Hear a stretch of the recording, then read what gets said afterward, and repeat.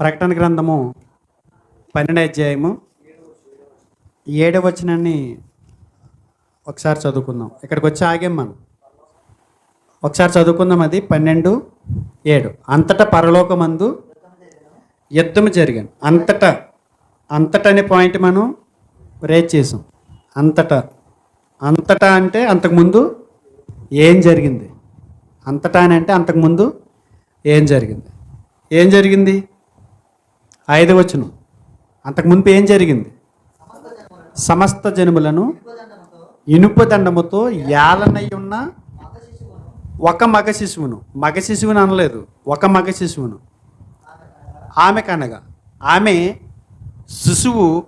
శిశువు దేవుని యొద్దకును ఆయన సింహాసనం వద్దకును కొనుపబడాను. దేవుని యొద్దకును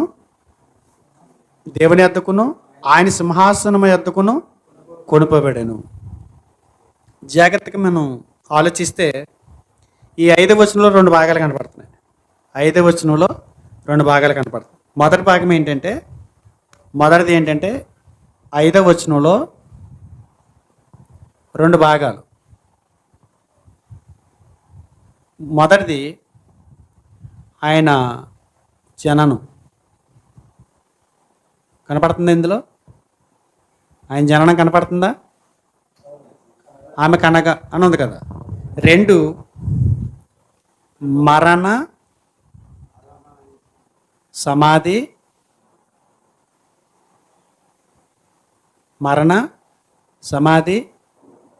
పునరుద్ధాన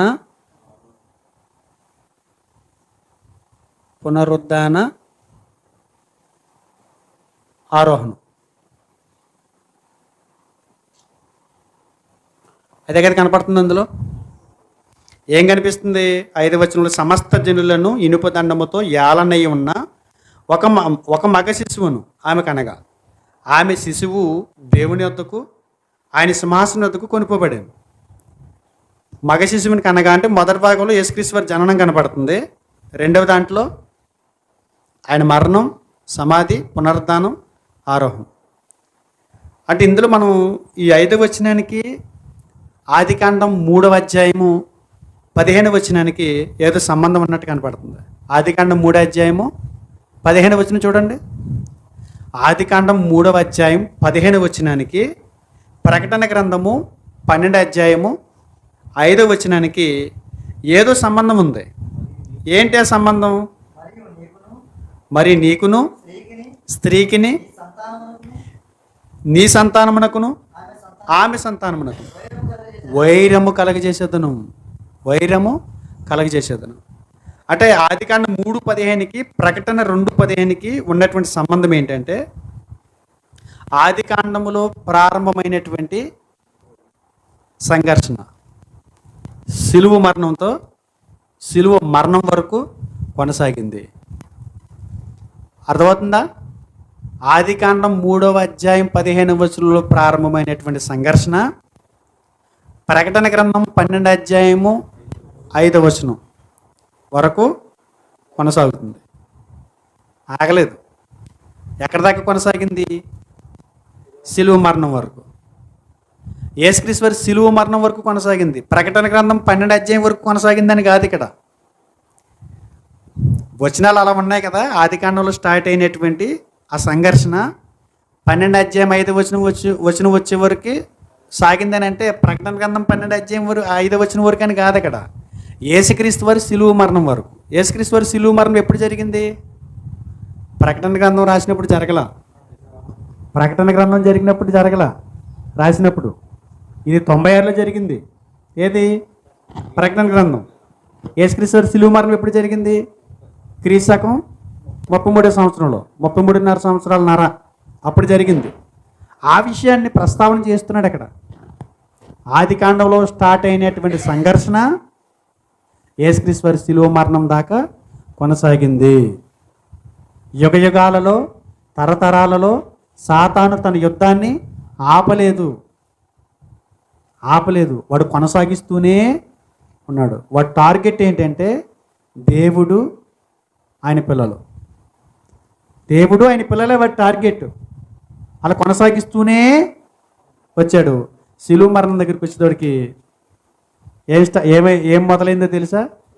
ఆ, వాడికి టెన్షన్ మొదలైంది. అంటే ఇదివరకు జరిగినటువంటి యుద్ధాలకి శిలువ మీద జరుగుతున్నటువంటి ఆ సంఘర్షణకి వ్యత్యాసం ఉంది. చిన్నపిల్లలతో గొడవ పెట్టుకుంటే ఎలా ఉంటుంది?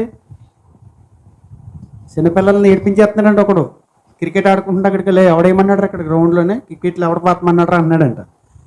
అందరిని బాల్ ఆపేసి అయ్యి పెద్ద అడవుడు చేసేస్తున్నాడంట. వచ్చినట్టు కొట్టేస్తున్నాడంట. చిన్న చిన్న పిల్లలు వాళ్ళు 12 సంవత్సరాల నుంచి 16 లోపు పిల్లలు ఆడుకుంటుంటే సరిగా స్థలంగాలోడు ఒక కండలు తిరిగిన వీరుడు వచ్చి ఏంట్రా పిల్లలు పుట్టామంట అన్నాడు. ఏంట్రా అంటే ఈడు లేచాడు. రా అన్నాడు. ఇప్పుడు పోరు ఎలా ఉంటుందంటే ఈ రా అంటున్నాడు, కానీ లోన్ నుంచి గుండెలో గుబులు బయలుదేరింది. వాళ్ళంటే పిల్లలు కాబట్టి నేలలోసి కుట్టేశాను, ఇప్పుడు వీడు నన్ను నేలలోసి కుట్టేస్తాడు అని భయం ఎలా ఉంటుందో, శిలువ మరణం దగ్గర జరిగినటువంటి సంఘర్షణ కూడా సాతానికి గుబులు మొదలైంది. ఇప్పుడు దాకా పిల్లకాయలతో ఆడుకున్నాం, ఇప్పుడు ఆడుకునేది పిల్లకాయ కాదు, ఆ పిల్లలకి రూపునిచ్చినోడు, ఆ పిల్లల్ని పుట్టించినోడు. ఎవరితో పెట్టుకుంటున్నాడు? ఇప్పుడు ఎవరితో పెట్టుకుంటున్నాడు? యేసుక్రీస్తు వారితో పెట్టుకుంటున్నాడు. అది యోహాను గారు చెప్తున్నాడు. జరిగింది శిలువ మరణం దగ్గరికి వచ్చేసరికి వాడికి టెన్షన్ మొదలైంది. ఈ స్టోరీ అంతా చెప్పిపోతున్నాడు అన్నమాట ఒక 5 వచనాల్లో సింపుల్గా. సింపుల్గా రాసేసాడు అక్కడ అలంకార భాషలో అపోకలిప్టిక్ సాహిత్యాన్ని ఉపయోగించుకుని. శ్రమలు ఎదుర్కొంటున్నటువంటి క్రైస్తవులకి ఆదరణిస్తూ బలపరుస్తూ ఈ సంగతులు సింపుల్గా చెప్పుకొచ్చాడు. ఆనాటి పాఠకులు అర్థం చేసుకోగలిగారు. ఈనాటి శ్రోతలు వింతైనటువంటి బాహుబలి స్టోరీలోకి వెళ్ళిపోయారు.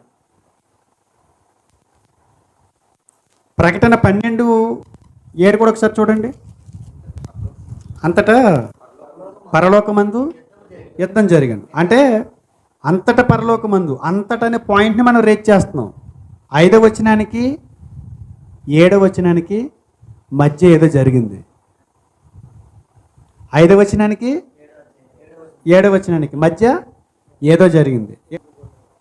మహారక్షణ కార్యం జరిగింది. మనుషులను రక్షించే కార్యక్రమం జరిగింది.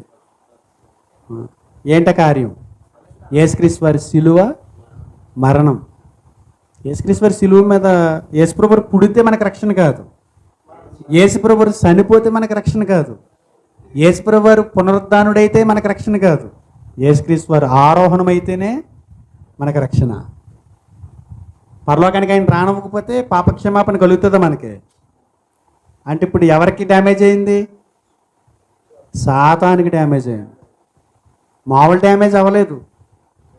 ఇంతకాలం గొడవాడుతున్నాడు, ఊడిపోతలు వస్తున్నాడు. కానీ ఇక్కడ ఓటమి మామూలు ఓటమి కాదు. ఇక్కడ ఎదురైనటువంటి పరాభవం మామూలు పరాభవం కాదు, తేరుకోలేనటువంటి పరాభవం పరాకాష్ఠకి చేరినప్పుడు ఆయన ఏం చేయలేనటువంటి అపవాది ఆయన పిల్లల మీద దాడి చేయటం మొదలుపెట్టాడు. ఆ రక్షణ కార్యం ఎంతవరకు తీసుకెళ్ళిందని అంటే సాతాన్ని పడద్రోసేసింది. ఎక్కడి నుంచి 7వ వచనం, మిఖాయేలు అతని దూతలు ఆ ఘట సర్పంతో యుద్ధం చేయవలనని ఉండగా ఆ ఘట సర్పము దాని దూతలను యుద్ధం చేసిరు కానీ గెలవలేకపోయారు కనుక పరలోకమందు వారికి ఇక స్థలము లేకపోయాను. అసలు రానివ్వకుండా చేసేసారంట యుద్ధం, రానివ్వకుండా అయిపోయిందంట. ఎంత పరాభవం అని అంటే, ఎంత పరాభవంతో పోల్చుకున్నాడని అంటే, ఎంత తక్కువగా భావించుకున్నాడనంటే సాతాను, నన్ను ఇంత దారుణం చేస్తావా, ఇంత దారుణంగా నా పరిస్థితి అయిపోయిందా అని పగట్టినప్పుడు ఎలా ఉంటుంది అదే విషయం చెప్తున్నాడు.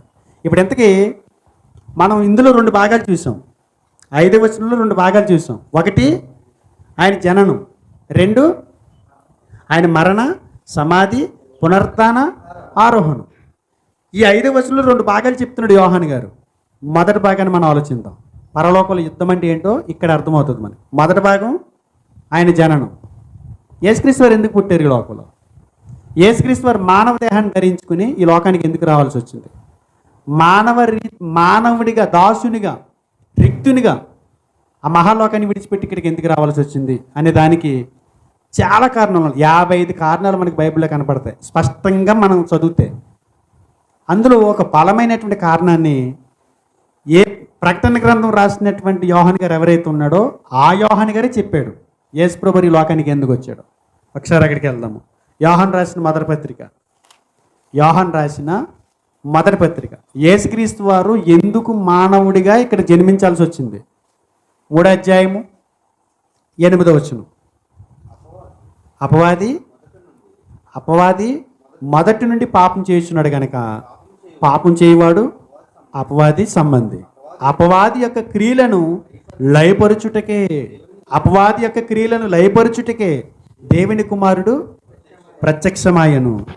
అపవాది క్రియలు లయపరచడానికి యేసుప్రభువు వారు మానవ దేహాన్ని ధరించుకుని వచ్చాడంట.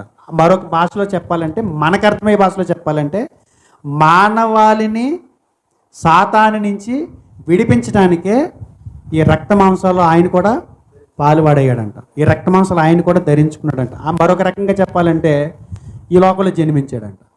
యేసుక్రీస్తు వారి జననానికి గల ఒక ప్రధానమైన కారణం ఏంటి? ఆ కారణం అపవాది క్రియలను లయపరచుటకు. ఏంటి అపవాది క్రియ అంటే?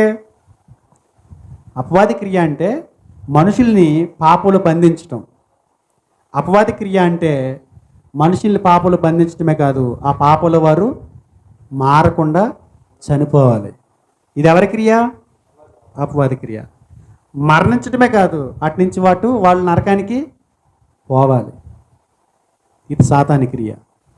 సాతాని క్రియ అంటే ఏంటి? మనుషులు మారకూడదు, పాపంలోనే బ్రతకాలి. పాపలు బ్రతుకుతూ పాపంలోనే చనిపోవాలి. వారు మారకుండా మరణించాలి, అట్నుంచటే నరకానికి వెళ్ళిపోవాలి. ఇది సాతాని క్రియ. మరి ఇలాంటి వారిని జీవింపజేయాలంటే యేసుక్రీస్తు వారు ఏం చేయాలి? వారిని మరణం నుండి తప్పించాలంటే ఏం చేయాలి? ఇవన్నీ జరగాలంటే ఆయన మరణించాలి, తిరిగి లేవాలి. అది ఎక్కడ చెప్పాడు? హెబ్రీయులకు రాసిన పత్రిక 2వ అధ్యాయం 14వ వచనం. హెబ్రీయులకు రాసిన పత్రిక 2వ అధ్యాయము 14వ వచనం. ఇవన్నీ అంటే అపవాది క్రియలు లయపరచాలని అంటే యేసుక్రీస్తు వారు మరణించాలి, తిరిగి లేవాలి. 2:14. కాబట్టి ఆ పిల్లలు రక్త మాంసములు గలవారైనందున ఆ ప్రకారమే మరణం యొక్క బలము గలవానిని అనగా అపవాదిని మరణము ద్వారా నశింపజేయుటకు. సాతాను ఎలా నశించిపోతాడంట? అపవాది క్రియలను లయపరచుటకని అక్కడ అన్నాడు. ఇక్కడ ఏమంటున్నాడు హెబ్రీ పత్రిక గ్రంథకర్త? ఆ పిల్లలు రక్త మాంసాలు కలిగి ఉన్నారు కనుక ఆ ప్రకారమే మరణము యొక్క బలము గలవానిని అనగా అపవాదిని మరణము ద్వారా నశింపజేయుటకు. యేసుక్రీస్తు వారు మానవ శరీరంలోకి రావటం గల ప్రధానమైన కారణం ఏంటంటే ఈయన మరణం ద్వారా వాడిని ఓడించాలి. ఈయన మరణం పొందాలని అంటే ఏం చేయాలి? రక్త మాంసాలు ధరించుకోవాలి. ఈ రక్త మాంసాలు ఎలాంటివి అయి ఉండాలి? ఆయన పిల్లలు ఏ రక్త మాంసాలు ధరించుకున్నారో ఆ రక్త మాంసాలు అయి ఉండాలి. అందుగురించే యేసుక్రీస్తు వారు ఈ లోపల పుట్టడానికి గల ప్రధానమైన కారణం ఏంటంటే అపవాది క్రియలను లయపరచడానికి. యేసుక్రీస్తు వారు ఆయన మరణించడానికి గల ఉద్దేశాలు చెబుతూ, నేను ఎందుకు చనిపోవాలో ఆయన మాట్లాడుతూ ఒక అద్భుతమైనటువంటి సందేశాన్ని అందించాడు. పరలోకమందు యుద్ధానికి ఆగొచ్చడానికి చాలా లింక్ ఉంది. యోహాను సువార్త 12వ అధ్యాయం. యోహాను సువార్త ఇది ఇక్కడి నుంచి మనం జాగ్రత్తగా వినాలి. ఎప్పటి వరకు అనాలోచన తిని ఉండొచ్చు, కానీ ఇక్కడ మాత్రం చాలా జాగ్రత్తగా వినాలి. 12వ అధ్యాయం 31 వచనం. యోహాను సువార్త 12:31. ఇప్పుడు ఈ లోకమునకు తీర్పు జరుగుతున్నది. ఇప్పుడు ఈ లోకాధికారి బయటకు త్రోసివేయబడును. ఇప్పుడు లోకానికి ఏం జరుగుతుంది? తీర్పు జరుగుతుంది. ఆ తీర్పు ఏంటో తెలుసా? ఈ లోకాధికారి బయటికి త్రోసివేయబడతాడు. ఒక తీర్పు జరుగుతుందంట. ఆ తీర్పు వల్ల ఎవరు బయటకు త్రోసివేయబడతాడంట? లోకాధికారి అంటే అపవాది. మన కింద ఈ మాట చాలా జాగ్రత్తగా మనం ఆలోచిస్తే, యేసుక్రీస్తు వారు భూమి మీద సజీవుడిగా మానవ దేహంలో ఉన్నప్పుడు మాట్లాడినటువంటి మాట. మాట్లాడుతూ ఆయన లోకాన్ని విడిచిపెట్టే సమయంలో ఈ సందర్భాన్ని ఉచ్చరిస్తున్నాడు. 32వ వచనం. నేను భూమి మీద నుండి పైకెత్తబడిన ఎడల అందరిని నా యొద్దకు ఆకర్షించుకుందును. ఈ లోకాధికారి ఎప్పుడు బయటకు త్రోసివేయబడతాడు? నేను భూమి మీద నుండి పైకెత్తబడినప్పుడు. ఈయన పైకెత్తబడినప్పుడు ఆయన, ఇప్పుడు జగన్మోహన్ రెడ్డి గారు మొన్న ఒకరిని ఆయన కింద పాడేశాడు, ఒక ఆయన కింద పడ్డాడు, ఇంకొక ఆయన పైకి ఎక్కాడు. ఇప్పుడు మళ్ళీ ఈయన కింద పడ్డాడు అనుకుని ఇంకొకటి ఎక్కుతాడు కదా పైకి. ఎలా? మొన్న ఒక ఆయన కింద పాడేసాడు, ఎవరు? ఇప్పుడు ముఖ్యమంత్రి. కింద పాడేయటం అంటే దెబ్బలు తగిలినాయా? చంద్రబాబు నాయుడు గారికి ఓడించాడని. పడిపోయాడనంటే మనం ఎక్కడికి వెళ్ళిపోయాం? అయిపోయాడు, పోయాడు. ఎక్కడ పోయాడు? బతిగా ఉన్నాడుగా, ఆయన బంగారులో ఉన్నాడు. ఆయన పడిపోయాడు, ఇంకొక ఆయన ఎక్కాడు. అటు ఒక ఆయన పడిపోవాలనంటే ఇంకొక ఆయన పైకి ఎక్కాలి, ఇంకొక ఆయన పైకి ఎక్కాడంటే ఇంకొకడు కింద పడిపోవాలి. అప్పటి వరకు పైన ఉన్నటువంటి లోకాధికారి ఈయన పైకి ఎత్తబడంగానే వాడు కింద పడ్డాడంట. అదేనా అక్కడ చెప్పింది? 32వ వచనం, ఈ లోకాధికారి బయటికి త్రోసివేయబడును, నేను భూమి మీద నుండి పైకెత్తబడిన ఎడల అందరినీ నా యొద్దకు ఆకర్షించుకుందును. 33వ వచనం, తాను ఏ విధముగా మరణము పొందవలసి ఉండెనో సూచించుచు ఆయన ఈ మాట చెప్పాను. వీడి అర్థమేంటి? 31, 32, 33 ఈ వచనాల అర్థం ఏంటి అంటే, యేసుక్రీస్తు వారు చనిపోవాలి, యేసుక్రీస్తు వారు చనిపోవాలి, తిరిగి లేవాలి, లేచిన తర్వాత అపవాది కిందకి త్రోసివేయబడతాడు. అదేనా? ఇంకేమైనా ఉందా? ఆ 3 వచనాలు అదే ఉందా? ఇంకేమైనా ఉందా? కొత్తది ఏమైనా ఉందా? ఆయన కింద పడిపోతాడు, ఈయన పైకి వెళ్ళినప్పుడు. ఇంతకీ డౌట్ ఏంటంటే, ఎక్కడి నుండి ఎక్కడికి త్రోయబడ్డాడు? ఎక్కడి నుండి ఎక్కడికి త్రోయబడ్డాడు? చాలామంది డౌట్ అదే. త్రోయబడ్డాడని అంటే ఎక్కడున్నట్టు? ఇప్పుడు ఎక్కడో చోట ఉన్నట్టే కదా. 2 ప్రశ్నలు రాసుకోండి. 1, యేసుక్రీస్తు వారు మరణించి తిరిగి లేస్తే అపవాది త్రోసివేయబడతాడని చెప్పాడు కదా. 1, ఎక్కడి నుండి త్రోసివేయబడ్డాడు? ఎక్కడి నుండి ఎక్కడికి త్రోసివేయబడ్డాడు? 1. 2, అప్పటి వరకు ఎక్కడ ఉన్నాడు? 2 ప్రశ్నలు. మొదటి ప్రశ్న ఏంటి? 1, ఎక్కడి నుండి ఎక్కడికి త్రోసివేయబడ్డాడు? 2వ ప్రశ్న రాసుకోండి. 2, అప్పటి వరకు ఎక్కడ ఉన్నాడు? ఎక్కడి నుండి ఎక్కడికి త్రోయబడ్డాడు, అప్పటి వరకు ఎక్కడ ఉన్నాడు? ఈ 2 ప్రశ్నలకి జవాబు అవసరమా మీకు? మీకు అవసరం అనుకుంటే యేసుక్రీస్తు వారి మరణం ఏం చేసిందో చూసిన తర్వాత చెప్తాను. యేసుక్రీస్తు వారి జననం ఎందు నిమిత్తం అని చెప్పాము? అపవాది క్రియలను లయపరచడానికి. ఆయన మరణం ఏం చేసిందో తెలియకపోతే వీడు ఎక్కడి నుండి ఎక్కడికి త్రోసివేయబడ్డాడో, అప్పటి వరకు ఎక్కడ ఉన్నాడో మనకు తెలియదు. అర్థమైందా నేను చెప్పింది? ఏమర్థమైంది? నేను అడుగుతున్నాను. ప్రకటన 12:5లో 12:7లో చెప్పినటువంటి అంతటా అనే దానికి లింకప్ ఉంది. 12:5కి ఏంటి లింకప్ అంటే, 5వ వచనంలో 2 ప్రశ్నలు ఉన్నాయి. మొదటి ప్రశ్న ఆయన జననం, రెండో భాగం ఆయన జననం, క్షమించాలి, ఆయన మరణం, సమాధి, పునరుద్ధాన, ఆరోహణం. ఈ 4 విషయాలు అక్కడ ఉన్నాయి కదా. ఇప్పుడు ఇందులో మొదటి భాగం చూసాం. ఆయన ఎందుకు పుట్టాల్సి వచ్చింది ఇక్కడ అంటే, అపవాది క్రియలు లయపరచడానికి కదా అనేసుకున్నాం. నేను ఇందాక చెప్పాను మీకు, యేసుప్రభువు వారు పుడితే పండగ చేసుకుంటాం మనం. యేసుప్రభువు వారు పుడితే పండగ కాదు అంటే, యేసుప్రభువు వారు పుడితే పండగ కాదు. యేసుప్రభువు వారు మరణాన్ని జయించి తిరిగి లేస్తే పండగ. పుట్టినంత మాత్రాన పండగ కాదు. పుట్టాడు, అపవాది క్రియలు లయపరచడానికి పుట్టాడు, అందుకే పుట్టాలని చెప్పాడు కూడా. అపవాది క్రియలు లయపరచడానికి ఆయన జన్మించాడు ఈ లోకంలో, ఓకే. కానీ మరణించడం ద్వారా ఏం జరిగింది? 2 భాగాలు చూసాం కదా. మరి ఇందులో ఆయన మరణించాలి, ఆరోహణం అవ్వాలి. ఆయన మరణించాలి, తిరిగి లేచి ఆరోహణం అవ్వాలి, తండ్రి దగ్గరికి వెళ్ళాలి. దీని ద్వారా వచ్చిన ఫలితం ఏంటి? అంతటా పరలోకమంది యుద్ధం జరిగిందని అంటే దీనికి ఏదో లింకప్ ఉంది. ఇది జరగటంతోనే యుద్ధం స్టార్ట్ అయింది. ఇది జరగకపోతే యుద్ధం జరగకపోనేమో. ఇది జరిగింది. ఏది? ఆయన మరణ సమాధి పునరుద్ధాన ఆరోహణం ఇది జరగంగానే అంతటా పరలోకమందు యుద్ధం జరిగింది. అంటే అది జరగకపోతే యుద్ధం జరగనట్టే కదా.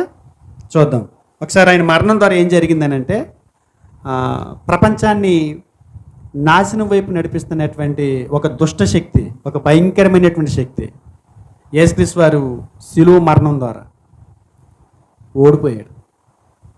ఒకసారి అక్కడికి వెళ్దాం. ఒక సందర్భంలో ఒక విషయాన్ని రేట్ చేస్తాను మీకు. ఒక సందర్భంలో 70 మంది శిష్యుల్ని పంపించాడా? ఎక్కడ పంపించాడు? సువార్త కొరకు పంపించాడు. ఎక్కడ సందర్భం? లోక సువార్త 10వ అధ్యాయం 1వ వచనం. అటు తర్వాత ప్రభు 70 మంది ఇతరులను నియమించి తాను ఎల్లబోవు ప్రతి ఊరికిని ప్రతి చోటికిని తనకంటే ముందుగా ఇద్దరిద్దరిని పంపాను. వాళ్ళు తిరిగి వస్తూ ఇచ్చినటువంటి సమాచారం ఏంటి? 17వ వచనం. ఆ 70 మంది శిష్యులు సంతోషముతో తిరిగి వచ్చి ప్రభువా దెయ్యములు కూడా నీ నామం వలన మాకు లోబడుచున్నవని చెప్పగా, యేసుక్రీస్తు వారి నామములో ఎవరు లోబడుతున్నారట? దెయ్యాలు లోబడుతున్నాయంట. సంబరపడిపోతున్నారు. ఎవరు? 70 మంది శిష్యులు. నీ నామం చెప్పంగానే దెయ్యాలు పారిపోతున్నాయి అని చెప్పినప్పుడు యేసుప్రభువు స్పందిస్తే ఏం చెప్పాడు? ఆయన అంటున్నాడు, సాతాను మెరుపు వలె ఆకాశము నుండి పడుట చూచి తిని. వాడు ఉనుకుపట్టి ఎక్కడ? మనం పోరాడుతున్నది శరీరులతో కాదు, ఆకాశ మండలం మందు ఉన్న దురాత్మల సమూహంతో పోరాడుతున్నాం అన్నాడు కదా. ఆకాశము అనేది మీరు మర్చిపోకండి. ఆకాశం అనే పాయింట్ మర్చిపోకండి. ఇందాక శ్రీకాంత్ అన్నాడు అది పరలోకంలో కాదని నా డౌట్ అన్నాడు. అంటే ఎక్కడ జరగాలి? పరలోకంలో కాకపోతే ఇంకో చోట ఎక్కడో జరగాలి, అంతే కదా. పరలోకంలో యుద్ధం కాదన్నాం అనుకోండి, ఎక్కడ జరిగింది? దానికి కూడా రీజన్ చూపించాలి మనం కదా. ఆ 70 మంది శిష్యులు యేసుప్రభువు సమాధానం ఇస్తే ఏమంటున్నాడు తెలుసా? నాయన ఈ మాత్రం దానికి మీరు సంతోషపడిపోతున్నారు, అది కాదు, ఆకాశం నుండి మెరుపు వలె పడటం నేను చూస్తున్నాను. అంటే దెయ్యాలకు అధిపతి, దెయ్యాలు మీకు లోబడుతున్నాయి నా పేరు చెప్తే. నేనంటే ఆకాశం నుంచి పడిపోతున్నాడు, నాకు కనపడుతుంది అన్నాడు. అంటే ఏంటి అర్థం? యేసుప్రభువు చెరువులో తేలింది ఏంటి తెలుసా? దెయ్యాలు కాదురా, వాడు పడిపోతున్నాడు. ఎప్పుడు? నేను భూమి మీద నుంచి పైకి ఎత్తబడినప్పుడు వాడు పడిపోతాడు. నా పేరు చెప్తేనే బెదిరిపోతున్నాయి అంటున్నారు మీరు. అసలు మెయిన్ టార్గెట్ని రీచ్ అవుతున్నాను నేను. మెయిన్ టార్గెట్ పడిపోతున్నాడు. నేను ఆల్రెడీ చూసేసాను ఆ సంగతిని. సాతాను మెరుపు వలె కింద పడుతున్నాడంట, మెరుపు రాలిపోయినట్టు. మీకు అర్థమైపోలే వచ్చేసరికి. అంటే మెరుపు వలె పడుతుందంటే ఏంటి? రాలిపోతున్నాడని. వెలుగుతున్న ఒక సాతాను రాలిపోతున్నాడు. తేజ నక్షత్రం కాదు. మళ్ళీ అక్కడికి వెళ్ళామనుకో బొబ్బులని చక్రవర్తి దగ్గరికి వెళ్ళిపోతాం. సాతాను మెరుపు వల్ల ఆకాశం నుండి పడుట చూసితని. యేసుక్రీస్తు వారి శిలువ మరణం ద్వారా అపవాది వాడి పరివారాన్ని ఏం చేశాడు? ఆయన నిరాయుధులుగా చేసేసాడంట. సాతాను వాడు దూతలు అన్నాడు కదా. సాతాను వాడు దూతలు. వాస్తవానికి దూత అని ఎవరిని అంటాం?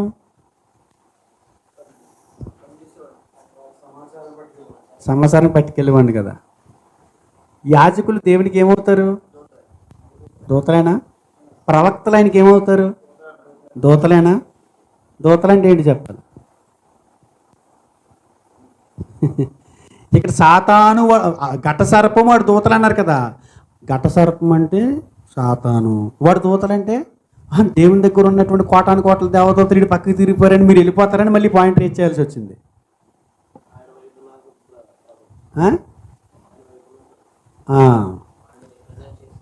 వాడు తరపున్న ప్రజలు కాదు, వాడి తరపు పనిచేస్తున్నటువంటి అధికారులు. ఒకసారి దూతల గురించి చెప్పేసి నేను అక్కడికి వెళ్తాను. దూతలని అంటే పరలోకంలో నిత్యము కోటాను కోట్ల దేవదూతలు ఉన్నాయి కదా, అయ్యి అనుకుంటారేమో. అక్కడ దేవదూతలని చెప్పాడా? దూతలు అన్నాడా? సాతాను వాడి దూతలు. ఒకసారి దినవృత్తాంతాలు 2వ గ్రంథం 36 వచ్చాయి 15 ఆఖరిలో చూద్దాం. యెహోవా తన జనుల యందును తన నివాస స్థలమందును కటాక్షం గలవాడై వారి యొద్దకు తన దూతల ద్వారా వర్తమానం పంపుచూ వచ్చాను. ఆయన పెందలగడ లేచి పంపుచూ వచ్చినను వారు దేవుని దూతలను ఎగతాళి చేయుచు ఆయన వాక్యములను తృణీకరించుచు ఆయన ప్రవక్తలను హింసించుచూ రాగా నివారింప శక్యం కాకుండా యెహోవా కోపం ఆయన ఆ జనుల మీదకు వచ్చాను. ఇప్పుడు ఎవరిల్లు సేవకులు ప్రవక్తలు ఎవరు? దేవుని దూతలు. దేవుని దూతలని ఎందుకు పేరు వచ్చింది వాళ్ళకి? దేవుని పని చేస్తున్నారు కాబట్టి, దేవునితో పని చేస్తున్నారు కాబట్టి, దేవుడు చెప్పిన పని చేస్తున్నారు కాబట్టి దేవుడు ఆయన దూతలు. ఆయన దూతలేనంటే దేవదూతలు. ఏమండి, ఇక్కడ 36 అధ్యాయం 16 వచనంలో ఆయన దూతలంటే దేవదూతలని అడుగుతున్నాను. ఎవరు? మనుషులేనా? మనుషులే. ఎవరా మనుషులు? ప్రవక్తలు. దేవుడు పనిచేసేవారు, దేవుడు చెప్పినట్టుగా నడిచేవారు. మలాకీ గ్రంథం 2వ అధ్యాయం 6వ వచనం, సత్యమగల ధర్మశాస్త్రం బోధించుచు దుర్బోధన ఏమాత్రము చేయక సమాధానం బట్టి యథార్థతను బట్టి నన్ను అనుసరించి నడుచుకుని వారై దోషము నుండి అనేకులను త్రిప్పిది. ఎవరల్లో? యాజకులు.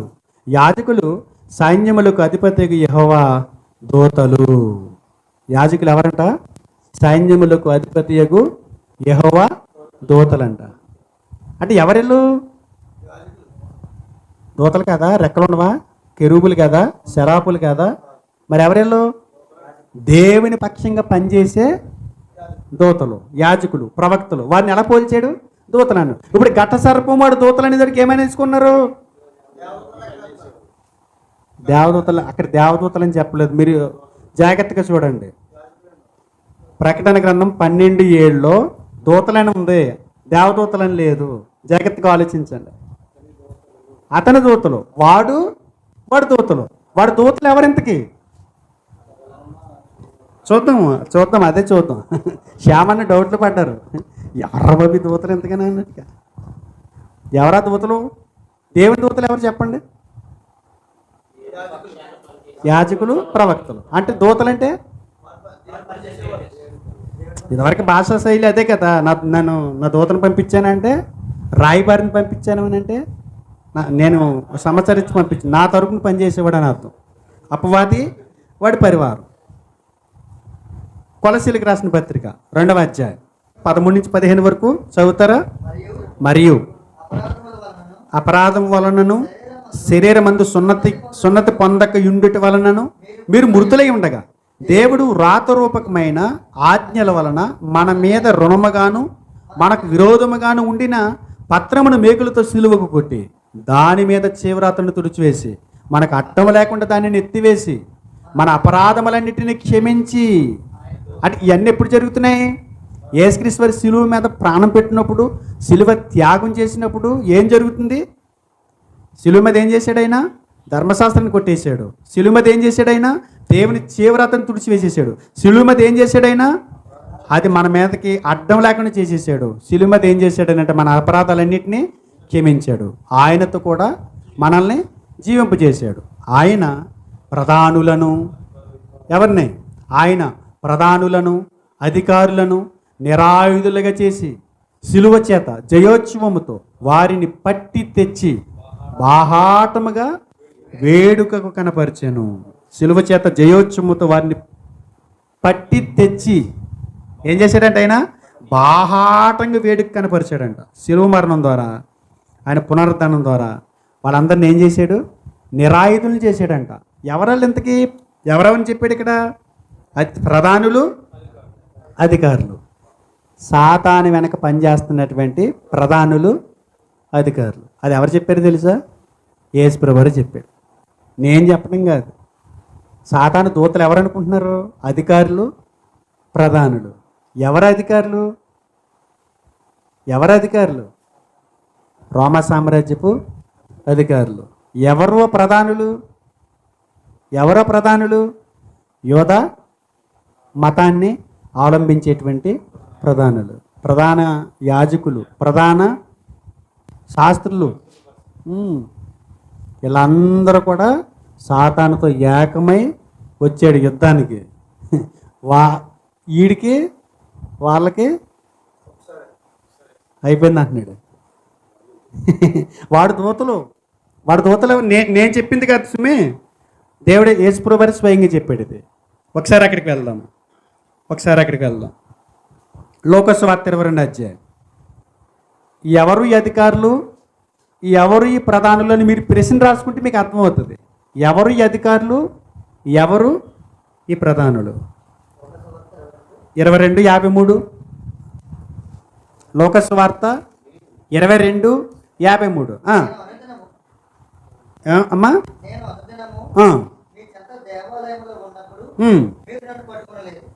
నేను అనుదినము మీ చెంత దేవాలయంలో ఉన్నప్పుడు మీరు నన్ను పట్టుకొనలేదు. అయితే ఇది మీ గడియ, ఇది చూడండి, ఇది మీ గడియ, అంధకార సంబంధమైన అధికారము అనెను. అంటే యేసుక్రీస్తు వారు ఎదురుగుండా తిరుగుతున్నప్పుడు పట్టుకోలేదంట. మరి ఎప్పుడు పట్టుకున్నారంట? ఇప్పుడు పట్టుకున్నారంట. కారణం ఏంటంటే ఈ అధికారం ఎవరిదో తెలుసా? సాతానుది. ఎవరిది? ఈ లోకాధికారేనా? నేను పైకి ఎత్తబడిన ఎడల ఈ లోకాధికారి క్రిందకు తోసివేయబడింది. ఈ లోకాధికారి అంటే ఎవరు? ఈ లోకంలో ఉన్న వ్యక్తులందరూ వెనక ఎవరైతే వాడికి లోబడ్డారో, వాడికి లోబడి వాడు చెప్పినట్లుగా పరిపాలన చేస్తున్నారో వాళ్ళని యేసుప్రభువు వారు సాతాను దూతలని పోల్చాడు. చదువుతారు 53 వచనం. అనుదినము మీ చెంత అయితే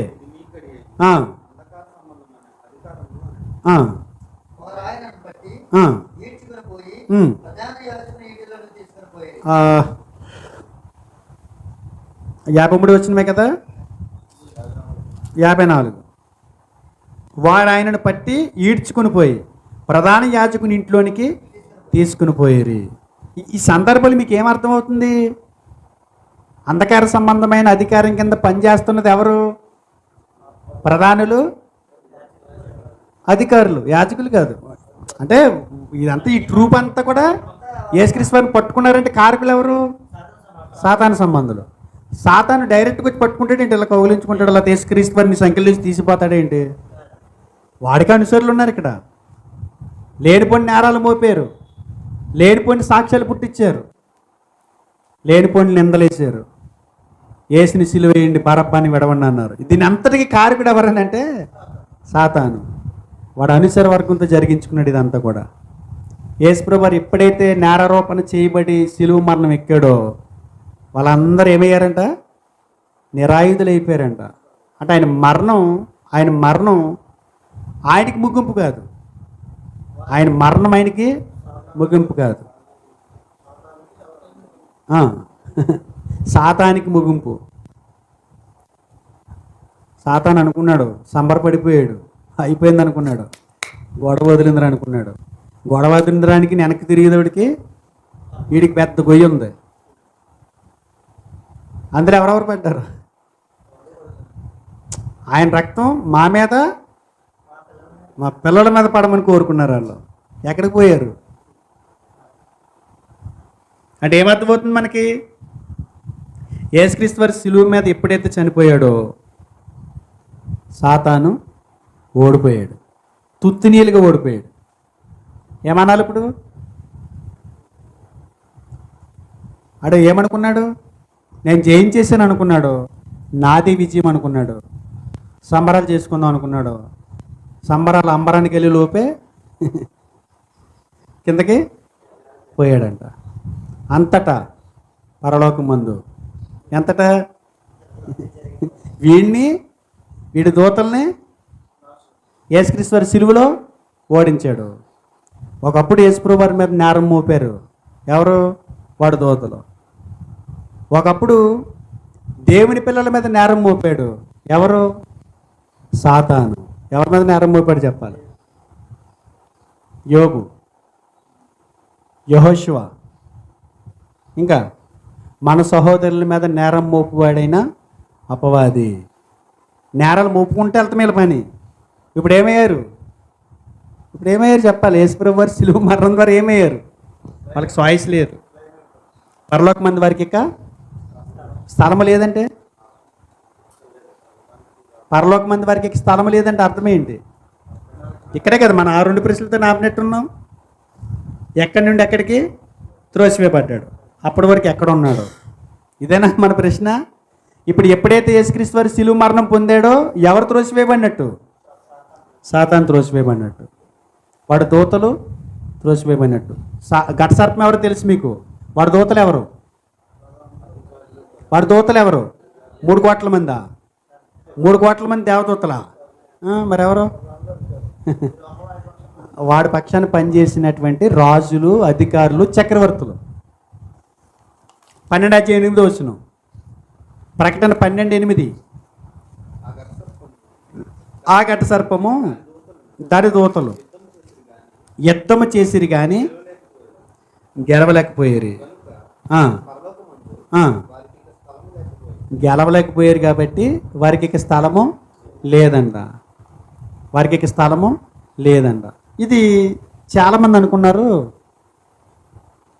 ఈ పతనం సాతాను యొక్క ఆదిని చూపిస్తుంది అనుకున్నారు. ఇందాక మీరు అన్నట్టు సాతాను యొక్క ఆదిని చూపిస్తుంది. ఆది అంటే సాతాను ఇక్కడి నుంచే ప్రారంభమయ్యాడు. అంతకు మునుపు మంచి దూత, ఇప్పుడు ఎలా మారిపోయాడు? సాతానుగా మారిపోయాడని మొదలెట్టారు. సాతాను వాడు వెనక కొన్ని దూతలు, వాళ్ళ కిందకి త్రోయబడ్డారు కాబట్టి వీళ్ళందరూ ఏమైపోయారు? వీళ్ళందరూ గూడుపుటాన్ని అయిపోయారు. వీళ్ళందరూ సాతాను దురాత్మలుగా మారిపోయారు. ఇదే స్టోరీ. కానీ ఇది సాతాను యొక్క ఆదిని చూపించట్లా. ఇక్కడ అపోస్తలుడైనటువంటి యోహాను గారు మంచి సింబాలిజం వాడుకున్నాడు. మంచి సింబాలిజం. ఆ సింబాలిజం ఏంటంటే త్రోయబడటం. అదే చెప్పాడు. ఏం చెప్పాడు? ఇందాక యోహాను సువార్త 12:31 చెప్పాం కదా, చూసాం కదా. వాడు పడతాడు. 1, 2, 20 అధ్యాయము, ప్రకటన గ్రంథం 20 అధ్యాయము చూడండి ఒకసారి. అక్కడికి వెళ్ళండి. యోహాను గారు ఉపయోగించుకున్న లాంగ్వేజ్ చెప్తున్నాను, సింబాలిజాన్ని. 20 అధ్యాయము 2వ అతడు అనగా అపవాదియు సాతానును అను ఆ ఘట సర్పము పట్టుకుని 1000 సంవత్సరాల వాణిని బంధించి అగాధములో పడవేసి. యోహాను గారు ఉపయోగించుకున్న లాంగ్వేజ్లు చూడండి. యోహాను సువార్త రాసింది కూడా ఎవరు? యోహాను గారు. అక్కడ ఏమన్నాడు? త్రోయబడ్డాడు అన్నాడు. ఇక్కడ ఏమన్నాడు? బంధించబడ్డాడు అన్నాడు. ఇక్కడ యోహాను ప్రకటన గ్రంథం 12 అధ్యాయము 8 ఏమన్నాడు? 8 గెలవలేకపోయారు కనుక స్థలం లేదు. కిందకి 9 పడద్రోయబడెను అన్నాడా? పడద్రోయబడెను అంటే ఒక పాయింట్ రాసుకోండి. పడద్రోయబడెను అంటే మనుషుడు సృష్టింపబడక మునుపు యుగాలలో తనకున్న ఔన్నత్య స్థితిని కోల్పోయాడని కాదు. పడద్రోయబడ్డాడు అని అంటే ఏంటి? ఒకప్పుడు ఉన్నత స్థితిలో ఉన్నాడు, ఎంతో హెచ్చని స్థితిలో ఉన్నాడు, ఒకప్పుడు మంచి రేంజ్లో ఉన్నాడు, ఒకప్పుడు రేంజ్ రోవర్ తోలివాడు, అలాంటి స్థితిలోంచి పడిపోయాడని కాదు. ఇక్కడ త్రోయబడ్డాడు అని అంటే యోహాను గారు మంచి సింబాలిజం వాడుకుంటున్నాడు. ఏంటి ఆ సింబాలిజం? అపోకలిప్టిక్ సాహిత్యం. ఆ సింబాలిజాన్నే వాడుకుంటున్నాడు. కొన్ని పాయింట్లు ఉంటాయి, మీరు రాసుకోవాలి ఓపికగా. కొన్ని పాయింట్లు ఉంటాయి, ఓపికగా రాసుకోవాలి. మీకు వేళ ఏదన్నా చిన్న కునుకుపాటు వచ్చినా అది బ్రెయిన్కి చేతికి పని చెబుతారు కదా, కునుకుపాటు కూడా రాదు.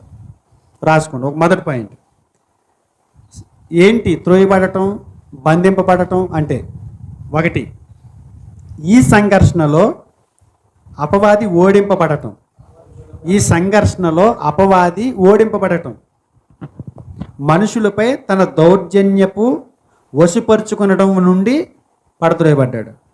దౌర్జన్యంగా ఇంతవరకు ఏం చేసేవాడు? మనుషుల్ని వశపరుచుకునేవాడు కాదన్నా బలవంతంగా ఆడు వశం చేసుకునేవాడు. మభ్యపెట్టో, భయపెట్టో, భ్రమ పెట్టో ఏం చేసేవాడు? ఆడు పక్కకి లాగేసుకునేవాడు. ఎప్పుడు? యేసుక్రీస్తు వారి శిలువ మరణానికి ముందు. యేసుక్రీస్తు వారి శిలువ మరణం ద్వారా ఏమయ్యాడు? యుద్ధం జరిగింది. యుద్ధంలో త్రోయబడ్డాడు.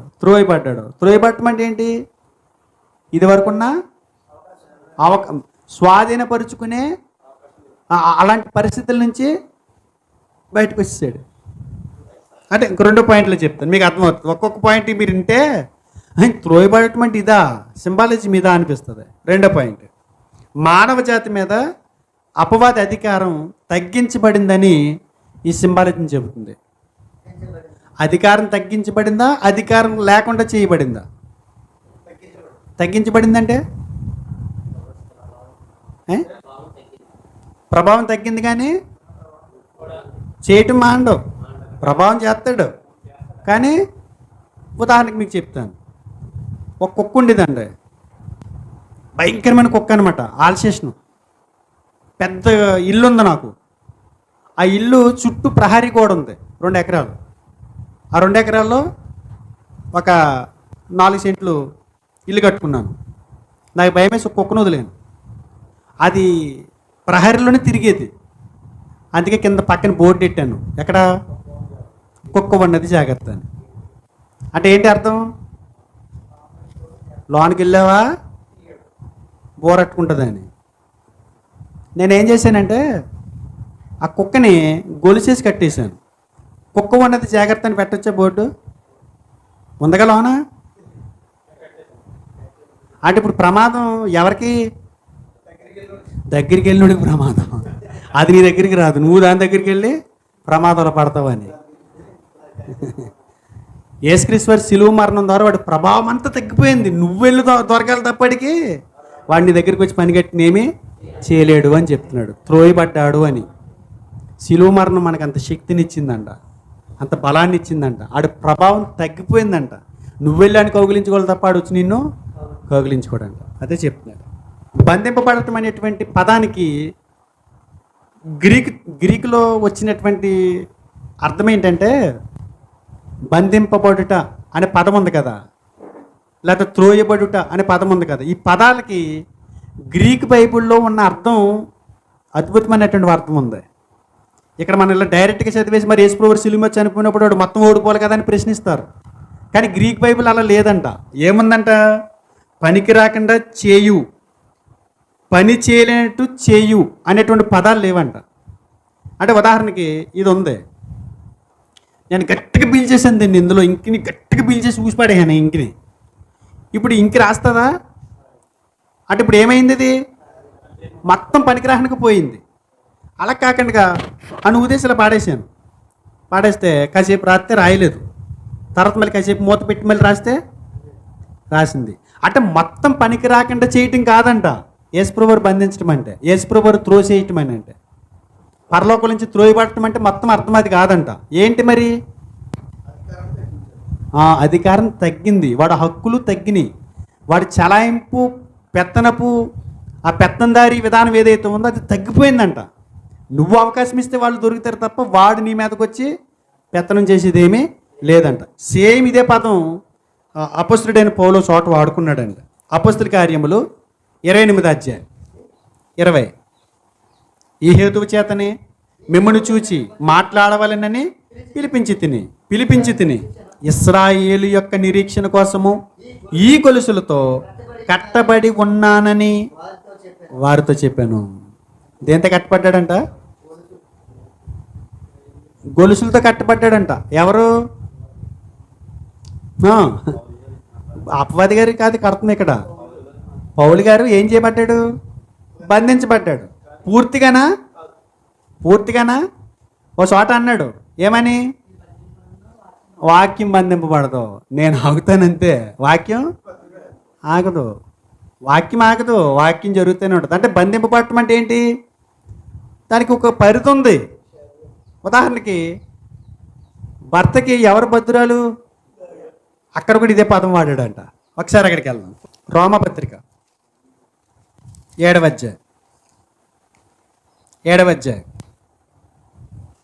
2వ వచనం.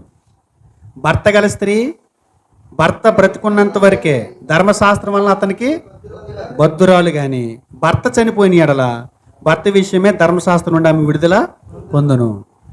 ఇక్కడ జాగ్రత్తగా మీరు వింటే ధర్మశాస్త్రం ఉన్నంత వరకే భార్య భర్తకి బద్ధురాలు. బద్ధురాలు అంటే బంధించబడింది. బంధించబడింది ఎవరు? భార్య. ఎవరి చేత? ధర్మశాస్త్రం చేత. ధర్మశాస్త్రం చేత భార్య బంధింపబడింది. ఏ విషయంలో బంధింపబడింది? ఏ విషయంలో బంధింపబడింది? వ్యభిచారం విషయంలో. భర్త బ్రతుకుండగా వేరే పురుషుని చేరకూడదు. భర్త చెప్పకుండా నువ్వు తినకూడదు. భర్త చెప్పకుండా నువ్వు స్నానం చేయకూడదు అని ఏమి చట్టం ఇక్కడ. ఆ బంధింపబడటం అనేది పరిధి ఉంది. ఆ పరిధి ఎంతవరకు అని అంటే భర్త ఉండగా వేరే పురుషుణ్ణి చేరకూడదు అంతే తప్ప భర్త ఉండగా నువ్వు అన్నం తినకూ భర్త లేకుండా నువ్వు అన్నం తినకూడదు అని ఏమి లేదు ఇక్కడ. పరిధులు కూడా ఎంతవరకు ఉన్నాయి? మనం అన్నిటికి పరిధులు ఎట్టేస్తుంటాం, తప్పండి అది. అక్కడికి కనీసం కొద్ది పరిధి ఎట్టాడు. ఆ పరిధి ఏంటంటే వ్యభిచారం అనేటువంటి కార్యక్రమాలు ఏవైతే ఉన్నాయో అలాంటి వాటికి దేవుడు పరిధులు పెట్టాడు. కొన్ని ఈ భద్రాలకు ఉండాలనేటువంటి సిస్టాన్ని పెట్టాడు. అన్నీ కాదు. అలాగే అపవాది కూడా బంధింపబడటం అని అంటే వాడి శక్తిలో వాడి ప్రభావం తగ్గింది తప్ప వాడు మొత్తం చేయకుండా ఉంటాడు అని భ్రమపడితే కనుక మనం కూడా హైపర్ గ్రేజ్లోకి పోతాం. 3వ పాయింట్ రాసుకోండి. బంధింపబడటం, త్రోయబడటం అంటే మనలను ఇంకేమి చేయలేడని కాదు, సాతాను ప్రతి విషయంలో బంధింపబడ్డాడని కాదు, వాడి శక్తి తగ్గించబడిందని అర్థం. యేసుక్రీస్తు వారు శిలువ మీద మరణించి యేసుక్రీస్తు వారు ఎప్పుడైతే ఆరోహణం అయ్యాడో ఆరోహణం అవ్వంగానే సాతాను త్రోయబడ్డాడు అనే దానికి అతని శక్తి అతని బలం ఎంత పరిమితి అయిపోయిందంటే అక్కడ త్రోయబడటం అని అనేసరికి పైనుంచి కుర్చీలోంచి గెంటేసాడు, లేకపోతే అంతకు మునుపు కుర్చీలో కూర్చుని దేవదూతల చేత స్తుతించబడుతున్నాడు, గణపరచబడుతున్నాడు అని కాదు. త్రోసివేయబడటం అంటే అతను కొన్ని హక్కులు కలిగి ఉన్నాడు, కొన్ని అధికారాలు చేపట్టాడు. యేసుక్రీస్తు వారి శిలువ మరణానికి ముందు చాలా మందిని తిప్పేసుకున్నాడు. అహాబు లాంటి రాజుని తిప్పేసుకున్నాడు, యెజబెల్ లాంటి రాణిని తిప్పేసుకున్నాడు, దేవుని పిల్లలని ముద్దుగా చేసుకున్నటువంటి ఆదామవ్వని తిప్పేసుకున్నాడు. డైరెక్ట్గా వెళ్ళిపోయి యోబు గారి మీద నిందలు మోపేశాడు.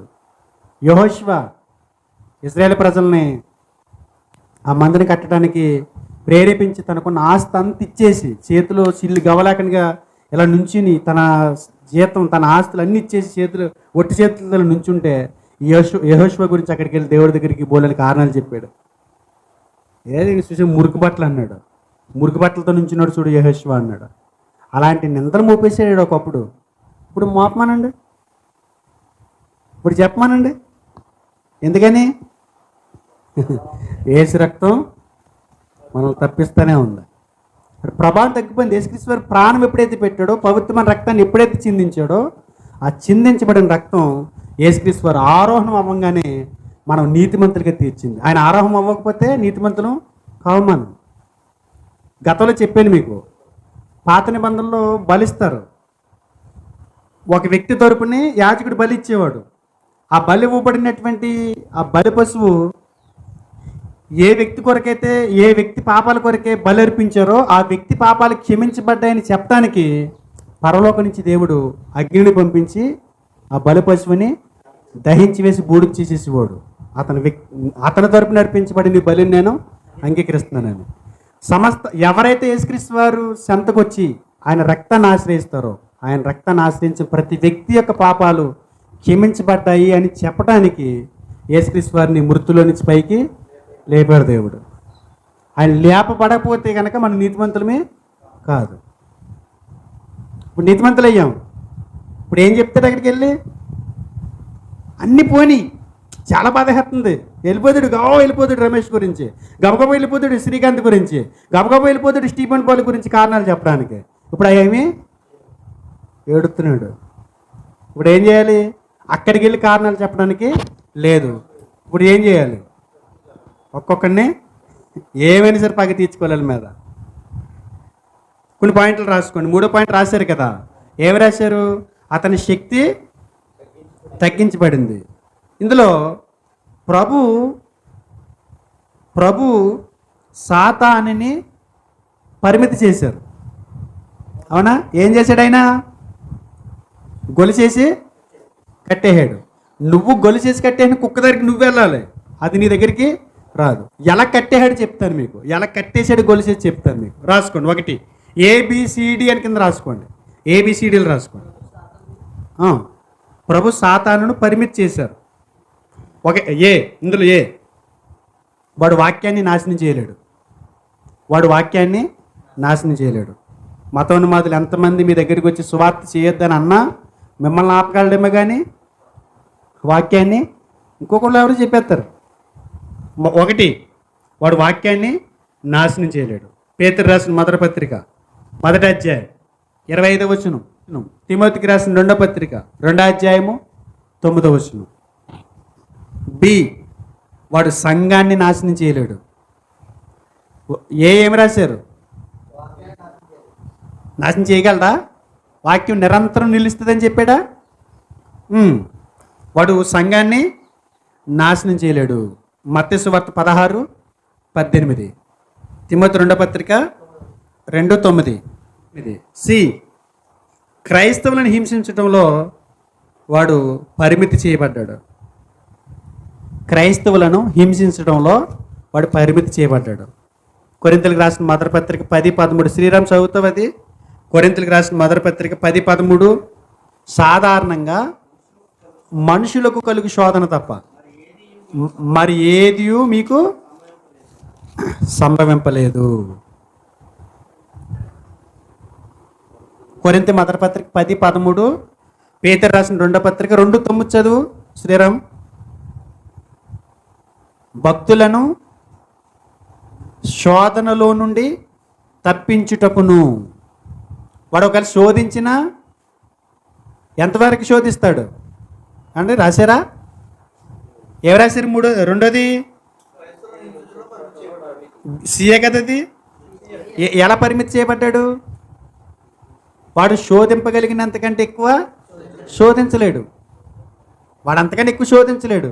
ఒకవేళ శోధించినా శోధనలో నుండి మనల్ని తప్పిస్తాడంట దేవుడు. పరిమితి చేయబడ్డా? నానాజీ గారు పరిమితి చేయబడ్డా? చాలా పాయింట్ ఉండిపోయింది. మీరు స్పీడ్ ఉండాలి. పరలోకమా అది కాదా, అసలు సాతాను ఆరంభం ఏంటి, అసలు ఇవన్నీ ఏంటి, ముందుకెళ్ళాలి మనం. నమ్మకస్తులు అపవాదిని ఎదిరించితే వాడు పారిపోతాడు.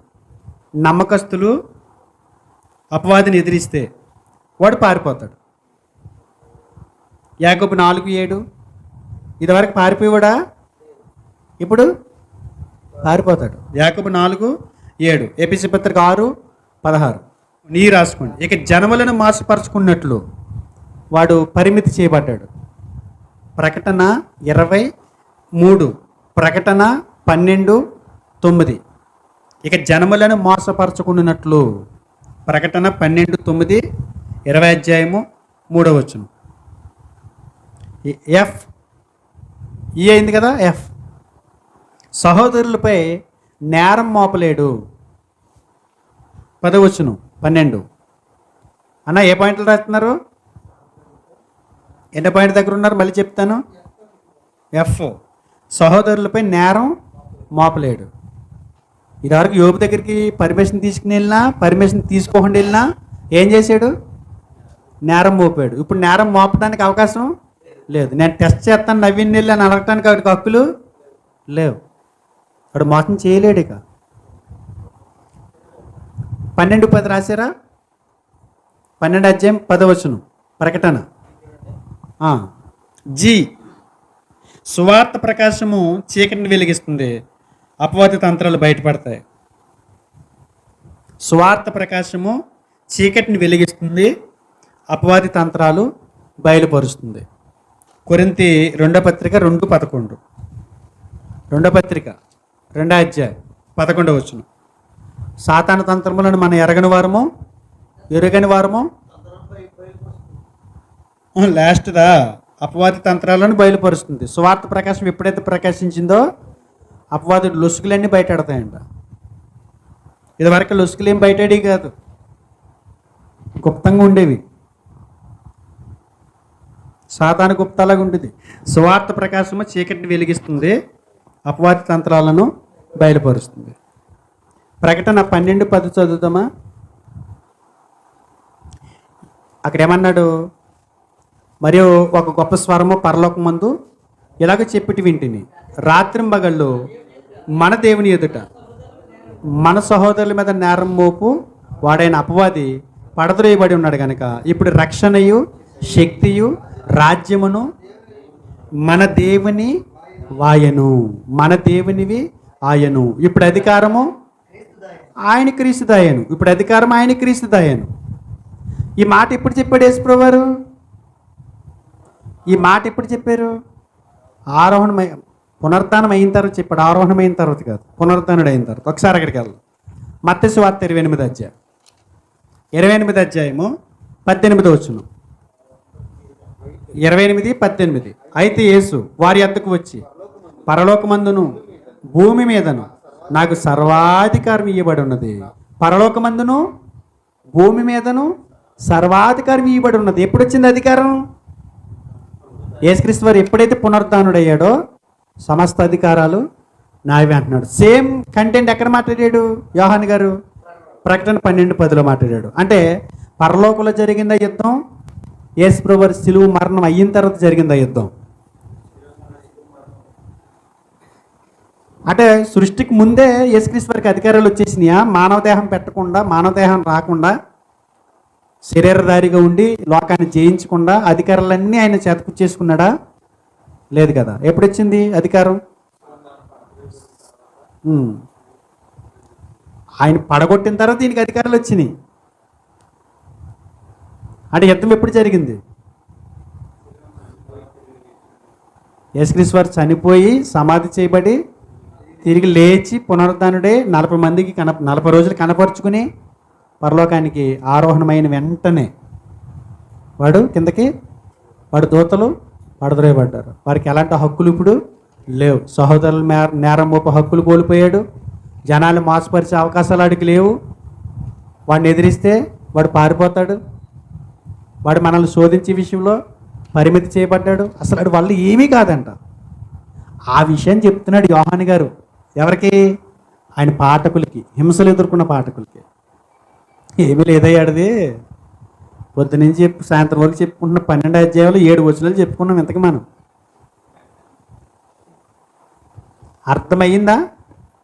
యుద్ధం ఎప్పుడు జరిగింది? సృష్టికి ముందు నిత్యత్వంలో దేవదూతలు ఏదో అధికారం కావాలనేది గొడవ పెట్టుకుని కింద అడ్డారని చెప్పారు.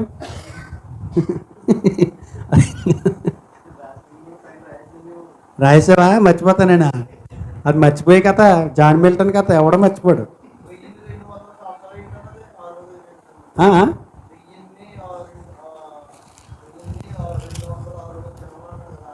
ఎక్కడ? 1000. నేను అంతే చెప్పాను కదా. ఏం చెప్పాను? రూపకాలంకారం చెప్పాడు, సింబాలిజం. సంఖ్యల్ని భాషగా వాడుకున్నాడు కదా యోహాను గారు. అందులో చెప్తాను గుర్తి. అందులో 144,000 మంది అందులో వస్తుంది. తర్వాత కింద 13 నుంచి 17 ఉంది కదా. సాతాను ఏం చేసాడంటే టార్గెట్ మార్చుకున్నాడు. వాడు అప్డేట్ అయ్యాడు. మన వల్ల ఇంకెలాగే ఏమీ కాదు. ఇప్పుడు ఏం చేయాలి? క్రైస్తవుల్ని హింసించాలి, బాధ పెట్టాలి, వారిని ఇబ్బందులకు గురి చేయాలి. చెప్తాను. ఇప్పుడు అక్కడికి వెళ్తున్నాను. పాయింట్లు, ప్రశ్నలు నేనే రేట్ చేస్తున్నాను, మీరు కాదు. నేనే కొన్ని ప్రశ్నలు రేట్ చేసి నేనే మీకు జవాబు చెప్తా. ఇందులో మనం 4 పాయింట్లు చూడాలి. ఓకేనా? ఇక్కడ వరకు క్లారిటీ వచ్చిందా?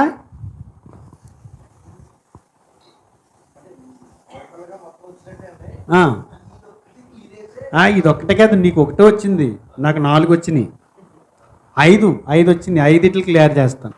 ఒకటి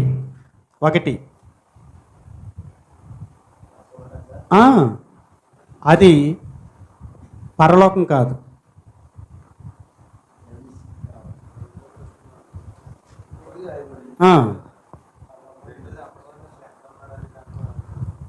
అప్పటి వరకు ఇప్పుడు వస్తుంది, ఇందులో వస్తుంది.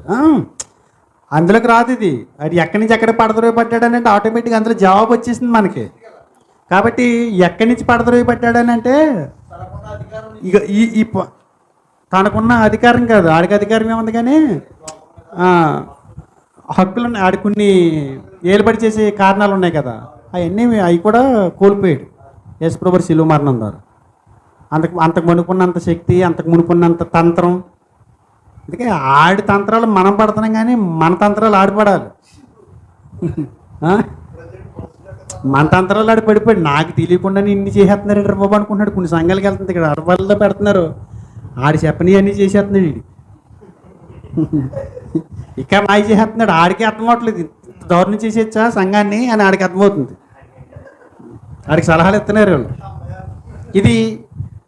ఇది పరలోకం కాదు. అంటే యుద్ధం పరలోకంలో జరగల,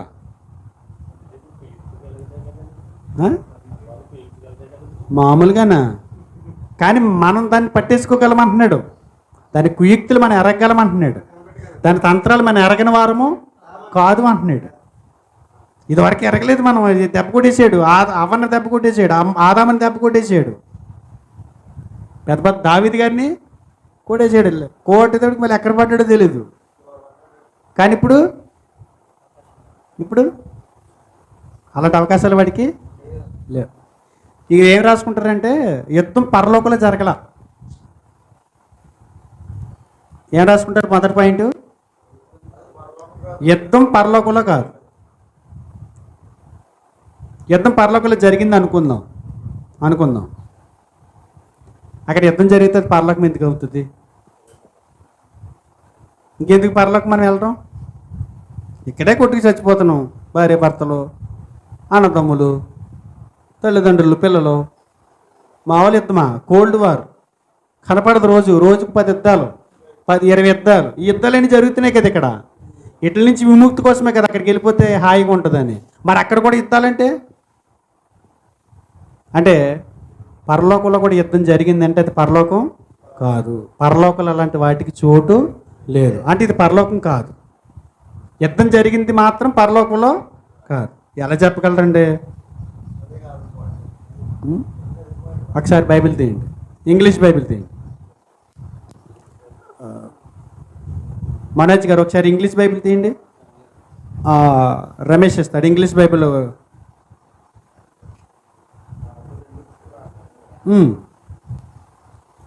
పరలోకంలో కూడా గొడవలు ఎట్టుకునే ఆలోచనలు, పరలోకంలో కూడా చెడు తలంపులు, పరలోకంలో కూడా దేవుని వ్యతిరేకించడం, ఇలాంటివి ఉన్నాయనుకోండి, దాన్ని పరలోకం అంటారా? శ్రీరాము మన వాళ్ళు ఏం చెప్పారు? పరలోకంలోని చెడు ఆలోచన వచ్చేసింది అన్నారు. ఇప్పుడు పరలోకం ఎలా అవుతుందని?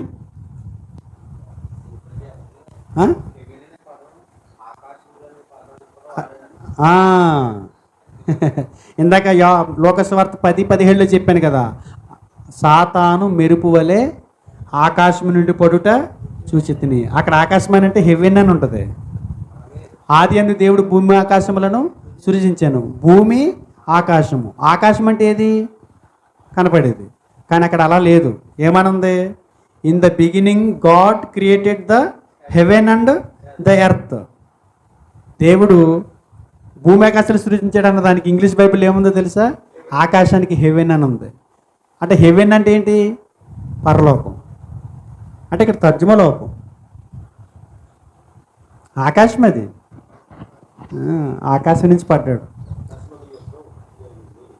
తర్జుమా లోపం కాదు, కానీ ఆకాశాన్ని హెవెన్ అని కూడా పిలుస్తుంది బైబిల్. అందుగురించి అక్కడ హెవెన్ అని పెట్టారు. తెలుగు బైబిల్లో కూడా డైరెక్ట్గా పరలోకం అని రాసేసారు. ఒకవేళ అలాంటి యుద్ధాలు అక్కడ జరిగితే అది పరలోకం కాదు. 12వ అధ్యాయము 1వ వచనం, ప్రకటన 12:1. అప్పుడు పరలోకమందు ఏమున్నాయి అక్కడ?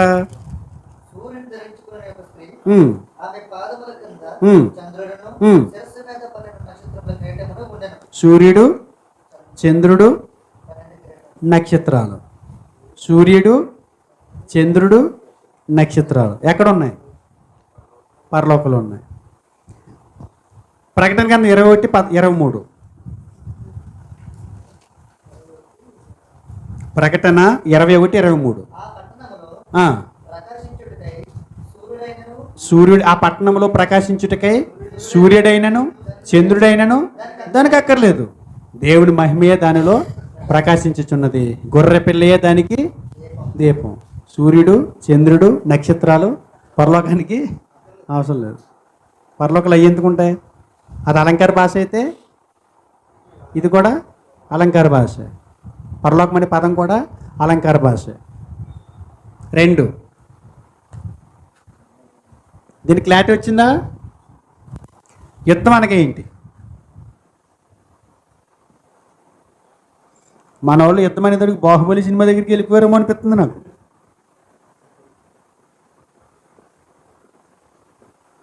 యుద్ధం అంటే ఏంటి? యుద్ధం అని అంటే కొత్తలెట్టుకుని ఏంటి గతల గతలు గతలు గతలు ఇవన్నీ అయిన మర్చిపోయాం. ఛానల్ అయిపోయింది కదా, యువతలు వచ్చేసి అవి కూడా మర్చిపోయాం. రాసుకోండి. యుద్ధం అంటే ఏంటి? నిజంగా యుద్ధం చేస్తే దేవుడు భయపడతాడా? దుష్టుని యుద్ధం చేయటానికి దేవుడు భయపడతాడా? ఏం చేస్తాడు అంటాడు. అలా అంత సినిమా కూడా ఉండదనుకో, అంత కథ ఏమి ఉండదు అనుకోండి వాడికి. రాసుకోండి ఒక పాయింట్. దేవుడు దుష్టిని ఒక దూతను ఉపయోగించి ఓడిస్తాడు. దేవుడు భయపడేవాడు కాదు. దేవుడు దుష్టిని ఒక దూతను ఉపయోగించి ఓడిస్తాడు. ఈ యుద్ధం ఎలా ఆలోచించాలంటే చట్టపరమైన సాదృశ్యంలో ఆలోచించాలి.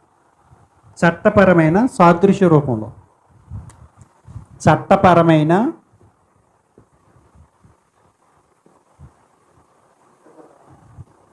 సాదృశ్య రూపంలో. చట్టపరమైన అంటే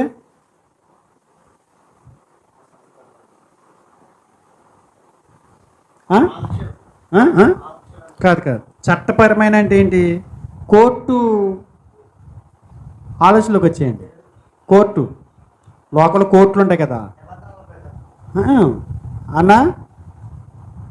కోర్టు చట్టపరమైన సాదృశ్యం అంటే ఏంటి? కోర్టు సన్నివేశాలకు వచ్చేయండి. వాదోపవాదాలు.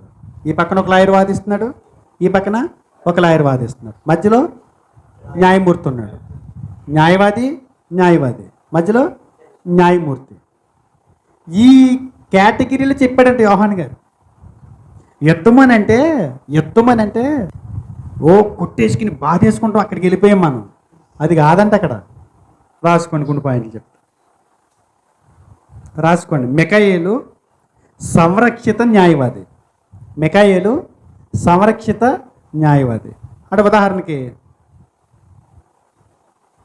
మంచి కోసం పోరాడే వాదించే న్యాయవాది. ఎవరు రాశారు? మిఖాయేలు సంరక్షిత న్యాయవాది. సాతాను నిందారూప న్యాయవాది.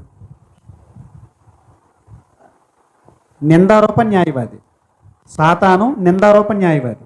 మిఖాయేలు సంరక్షిత న్యాయవాది. ఒక యోబు గారి నుంచి పెట్టారు అక్కడ బోన్లో. యోబు గారి గురించి దేవుని దగ్గర ఇద్దరు వాదిస్తున్నారు. ఒకడు అపవాది. ఏమంటున్నాడు?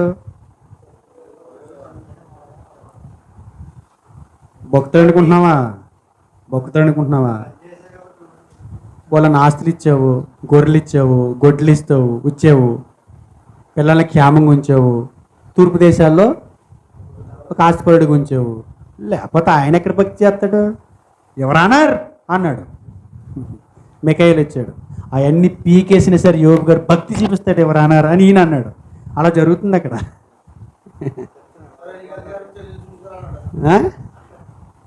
మీకు అర్థమైంది ఇక్కడ వాదన ఎలా ఉంది? యెహోషువ నుంచి పెట్టారు. ఎవరన్నారు? మురికి గుడ్లు చూడండి అన్నాడు. మిఖాయేలు వచ్చాడు. ఎవరన్నారు? ఆ మురికి నీ ప్రజలకి మందిని కట్టించడం కోసం అయ్యింది అన్నాడు. అన్నిట్లో ఓడిపోతున్నాడు వీడు. ఎవరు? ఎందుకనంటే ఇప్పుడు నువ్వు నేను నుంచున్నాం అనుకోండి, యెహోషువలాగా ఉన్నాం, యోబు గారిలాగా ఉన్నాం. ఎవరు అన్నారు? ఆయన కోసం క్రీస్తు ప్రభువు ప్రాణం పెట్టాడు. అని చెబుతారంట. దొంగోడు ప్రభువా, దొంగోడు ఇవ్వరానారు అన్నాడు. ఇంకో సాతాను వెళ్ళి వాడి కోసం ప్రభు ప్రాణం పెట్టాడు అని మిఖాయేలు వాదింతాడు. కేసు కొట్టేయటం ఏందంటాడు. ఇప్పుడు ఏమవుతుంది? ఆ? ఓయ్. అది యుద్ధం అంటే అది యుద్ధం అంటే అది మన గదలో గనల్లో అక్కడికి వెళ్ళిపోయాము. ఎవరు రాసుకున్నారు? మిఖాయేలు సంరక్షక న్యాయవాది, సాతాను నిందరూప న్యాయవాది, దేవుడు న్యాయాధికారిగా ఉన్నారు. అది యుద్ధం అంటే. అది యుద్ధం అని అంటే బైబిల్లో, బైబిల్ కోణంలో, బైబిల్ సాహిత్యంలో యుద్ధం అంటే అదే.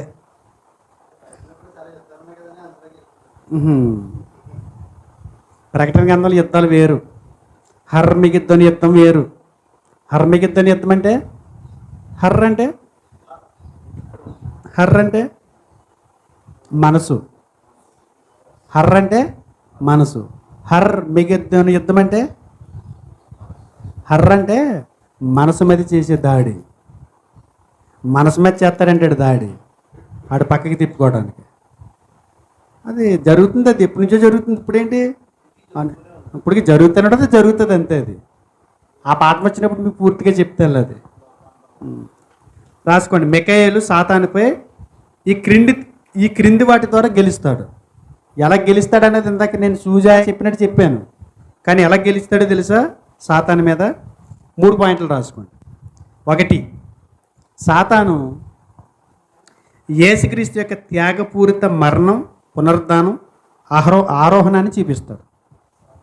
సాతాను క్రీస్తు యొక్క మిఖాయేలు సాతానుపై ఈ క్రింది వాటి ద్వారా కేసుని గెలుస్తాడు. రాసుకున్నారా పాయింట్? మిఖాయేలు సాతానుపై ఈ క్రింది వాటి ద్వారా కేసుని గెలుస్తాడు. ఎలా గెలుస్తాడు కేసుని? వారాహోరి పోరు జరిగింది అంటారు కదా. వారాహోరి పోరు అంటే యుద్ధమేనా? పోరు అంటేనే మాట జరగవచ్చు. ఇప్పుడు ఎన్నికలు వారాహోరీగా జరిగిన ఎన్నికలు అంటారు. కొట్టేసుకున్నారు ఏంటి ఆళ్ళను పార్టీలలో? కాదు కదా. కొన్ని సందర్భాల్లో లాంగ్వేజ్ అలా ఉపయోగిస్తూ ఉంటాం.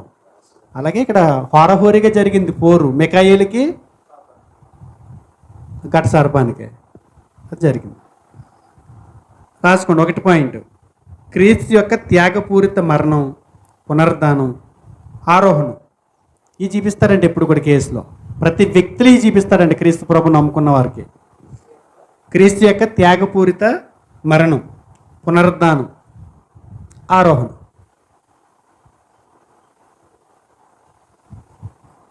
2, సంఘం యొక్క విశ్వాస ప్రమాణం.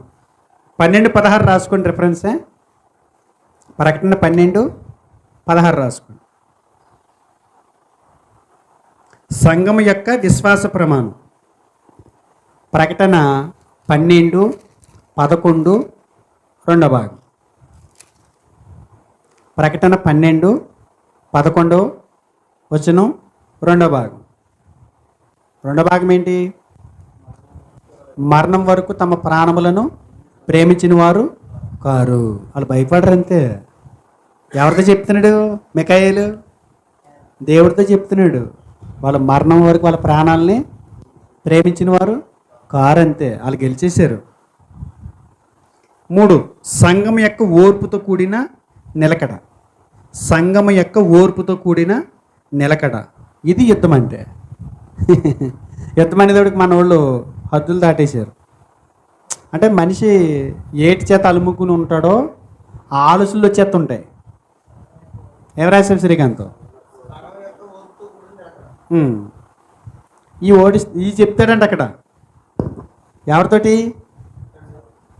న్యాయమూర్తితోటి. సాతాన్ దగ్గరికి వెళ్ళి, ఓడిపోయావు నువ్వు, చూడు వాళ్ళ విశ్వాసం ఏంటి? వాళ్ళ విశ్వాసం మరణం వరకు వారి ప్రాణాలను వారు ప్రేమించరంటారంట.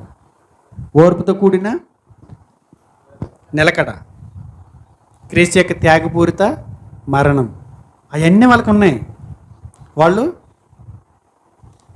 వాళ్ళు గెలిచేశారు. ఇది వాదన. తినేమన్నాడు? యుద్ధం అన్నాడు. ఇవన్నీ సింబాలిక్ లాంగ్వేజ్. ఇది కంప్లీట్ అయిందా మీకు?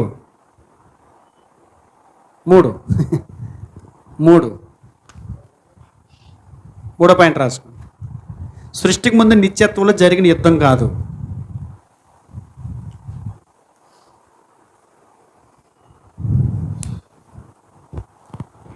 యుద్ధం జరిగినట్టు చెప్పబడినటువంటి సమయం ఏది అని మనం అడిగితే ఎప్పుడేం చెప్తాం?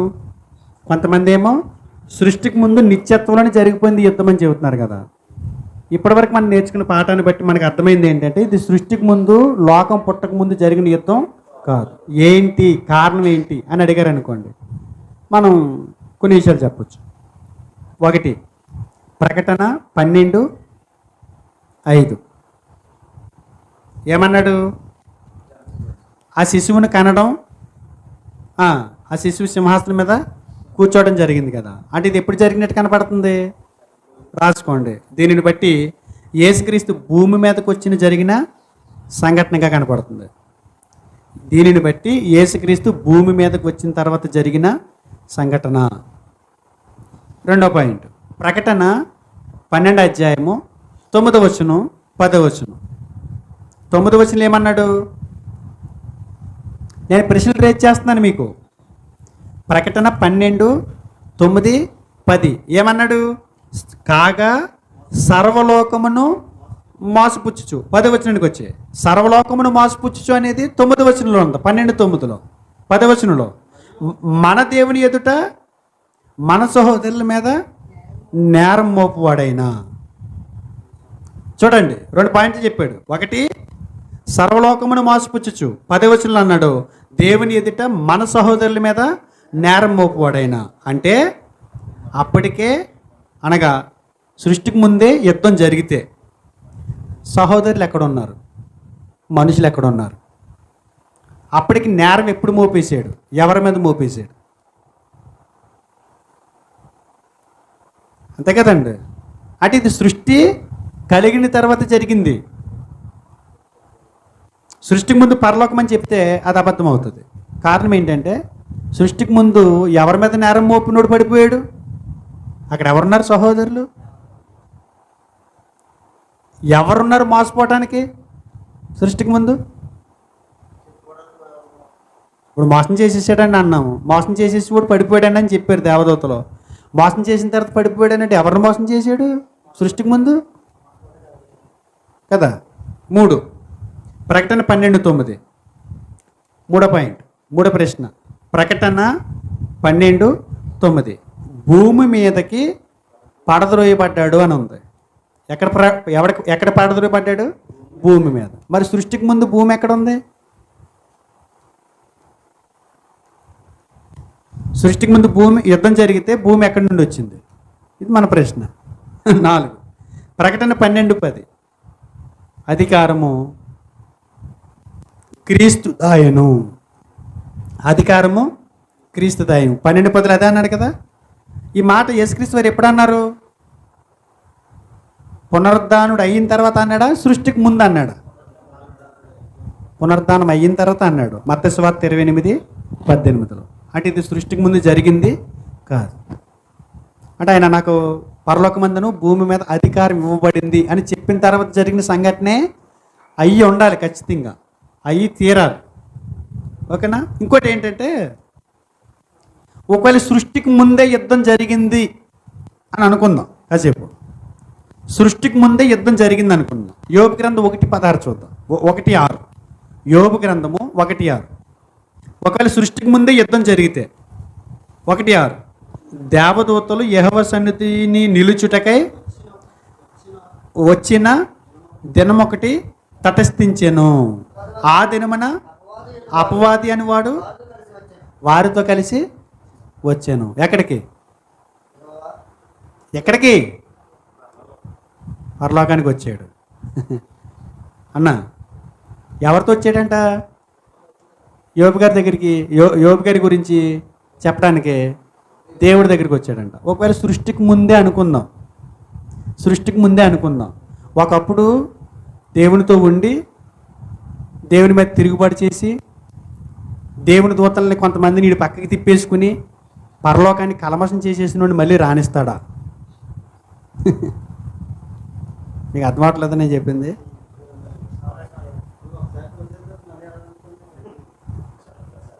సృష్టికి ముందే జరిగింది అనుకుంటే మళ్ళీ యోబు గారి దగ్గరికి వచ్చి మళ్ళీ ఇంకెవరిని కలమసం చేసేస్తాను రానిస్తారు అక్కడికి. మీకు ఏమన్నా ఇందులో ప్రశ్న ఏమైనా రేజ్ అవుతుందా? నేను అన్న ప్రశ్న అర్థమైంది, నేను అన్నది అర్థమైంది పాయింట్. ఏమన్నాను? ఒకసారి పరలోకాన్ని కలమసం చేసేసాడండి. పరలోకంలోనే లేనిపోని ఆలోచనలు వాడికి పుట్టడమే కాకుండా మిగతా దూతలు కూడా పుట్టించి యుద్ధ వాతావరణాన్ని కలిగించి యుద్ధం జరిగి కిందకి పడదలో పడ్డాడు. మరలా అక్కడికి వెళ్ళాడనంటే దేవుడు ఎలా రాణిస్తాడు? పైగా సరసం ఇద్దరు సరసంతో కూడుకున్న మాటలు. చూడు మా వాడు ఇలా మాట్లాడిస్తాడు, అంత ఛాన్స్ ఇస్తాడు అడిగి. యోబు గారి గురించి చెప్తూ ఊరుకుంటాడా? ఇంతకు ముందు చేసావు కదేంట్రా పెద్ద రాద్ధాంతం అదరా అంటాడు. ఒకవేళ అనాల్సి వస్తే అంత కథ అక్కడ నడదు. నాకైతే డౌటు, ఒకవేళ అలా అయితే కనుక అక్కడికి ఎందుకు రాణిస్తాడు అని. అంటే అపవాది పరలోకంలో ప్రవేశించడానికి దేవుడు అనుమతి ఇవ్వడుగాక ఇవ్వడు.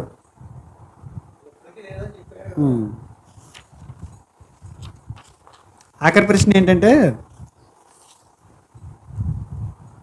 అపవాది ఎప్పుడు మరి స్టార్ట్ అయ్యాడు? అసలు ఇది మన పాఠంలో సబ్జెక్టే కాదు తెలుసా. మనం సాతాను గురించి ఏం చెప్పుకోలే, సాతాను వాటం గురించి చెప్పుకున్నాం. సాతాను పుట్టుక గురించి మాట్లాడుకోలేదు ఇప్పటి వరకు. సాతాను పుట్టుక గురించి కూడా 12వ అధ్యాయం చెప్పలా. యుద్ధమే పుట్టుక అనుకుంటున్నాం. ఒకసారి చూద్దాము. అపవాది కారణం.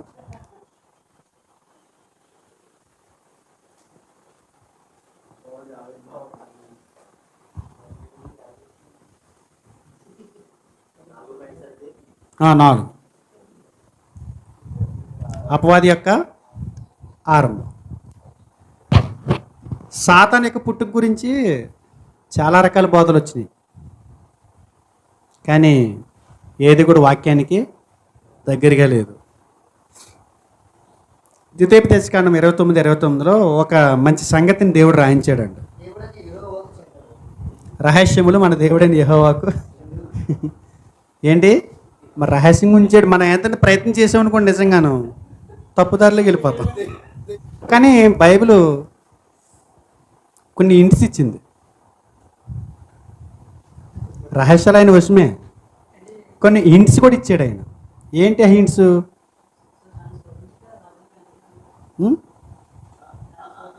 దేన్ని? రహస్యాలు కాదు, జ్ఞానం. దేవుడు రహస్యంగా ఉంచిన వాటిని తెలుసుకోవడానికి కాదు మనకి ఇచ్చింది అది. ఆయన రహస్యం అన్నాడంటే అది రహస్యంగా ఉండిపోద్ది. ఆయన రహస్యంగా ఉంచాడు. ఇప్పుడు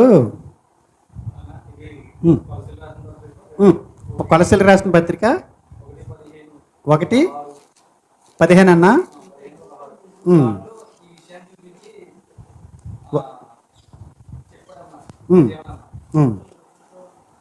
అంటే నేను అదే అంటున్నాను, కొన్ని హింట్స్ ఇచ్చాడు దేవుడు.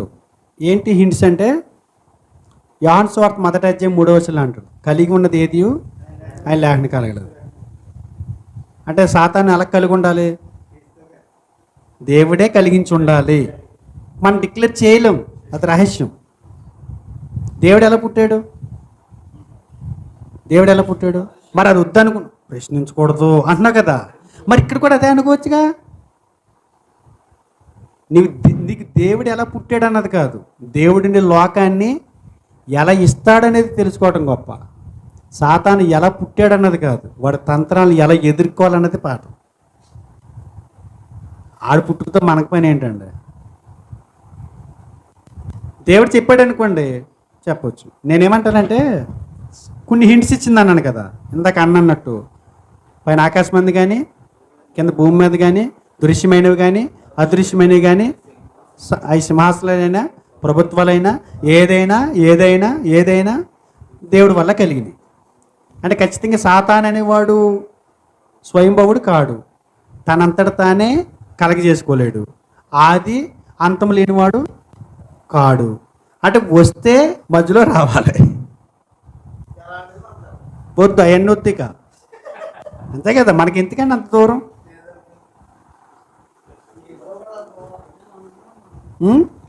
ఇప్పుడు కూర వండి పెట్టింది వదిన, మీ సిస్టర్ కూర వండి పెట్టింది, తిన్నారు.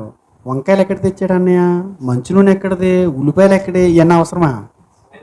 నేను చూసుకుంటాను కదా. అది కొన్ని మనం అడగం తినేస్తాం, కొన్ని మనం అడగం చేసేస్తాం.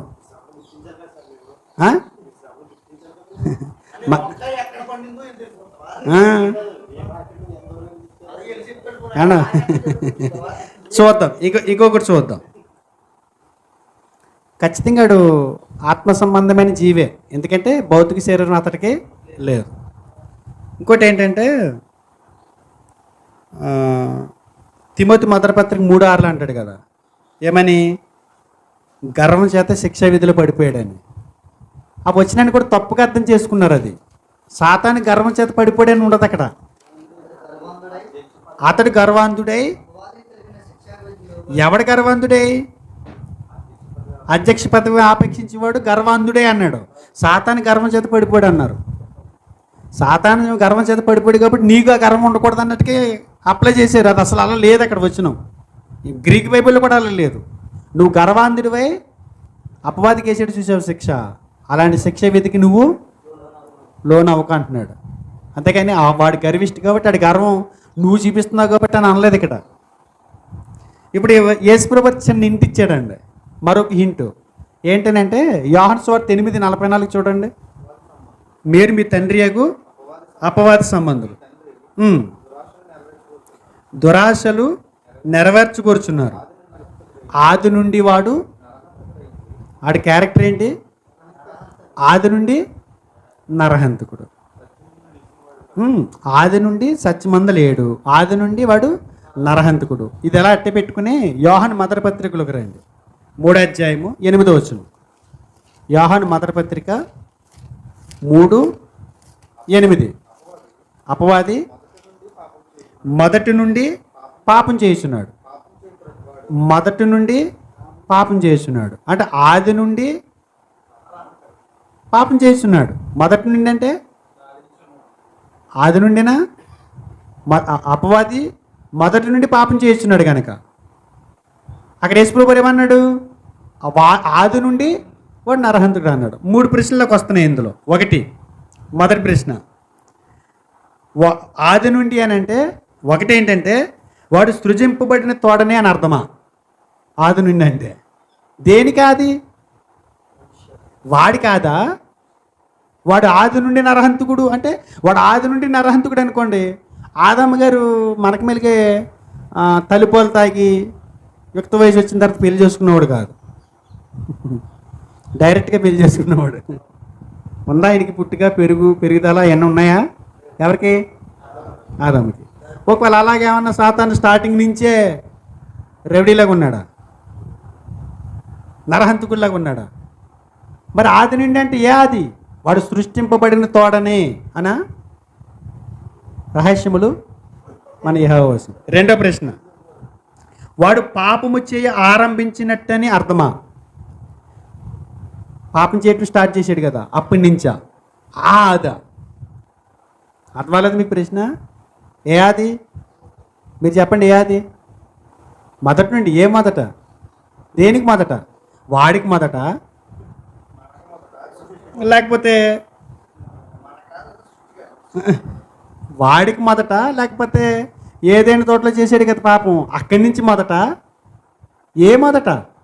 మొదటి నుండి పాపం చేస్తున్నాడు మనకు కనపడిందల్లా ఏదైనా తోటలో, అక్కడి నుంచి స్టార్టింగా? ఆది నుండి అంటే యేసుప్రభు అక్కడి నుంచి అన్నాడా? అంటే ఏదైనా తోటలోనే సాతాను అనేవాడు సృష్టించబడ్డా? మనకెందుకు ప్రశ్నలు రేజ్ అవుతాయి ఇలాగా? నాకైతే ఒకవేళ ఆ ఖాళీలు చాలా ఉన్నాయి, ఈ ప్రశ్నలు రేజ్ అవుతున్నాయి తప్ప డాష్లు చాలా మిగిలిపోతున్నాయి. డాష్లు ఏదైనా పూర్తి చేయాలనుకుంటే కనుక వాక్యానికి విరుద్ధంగా వెళ్ళినట్టే.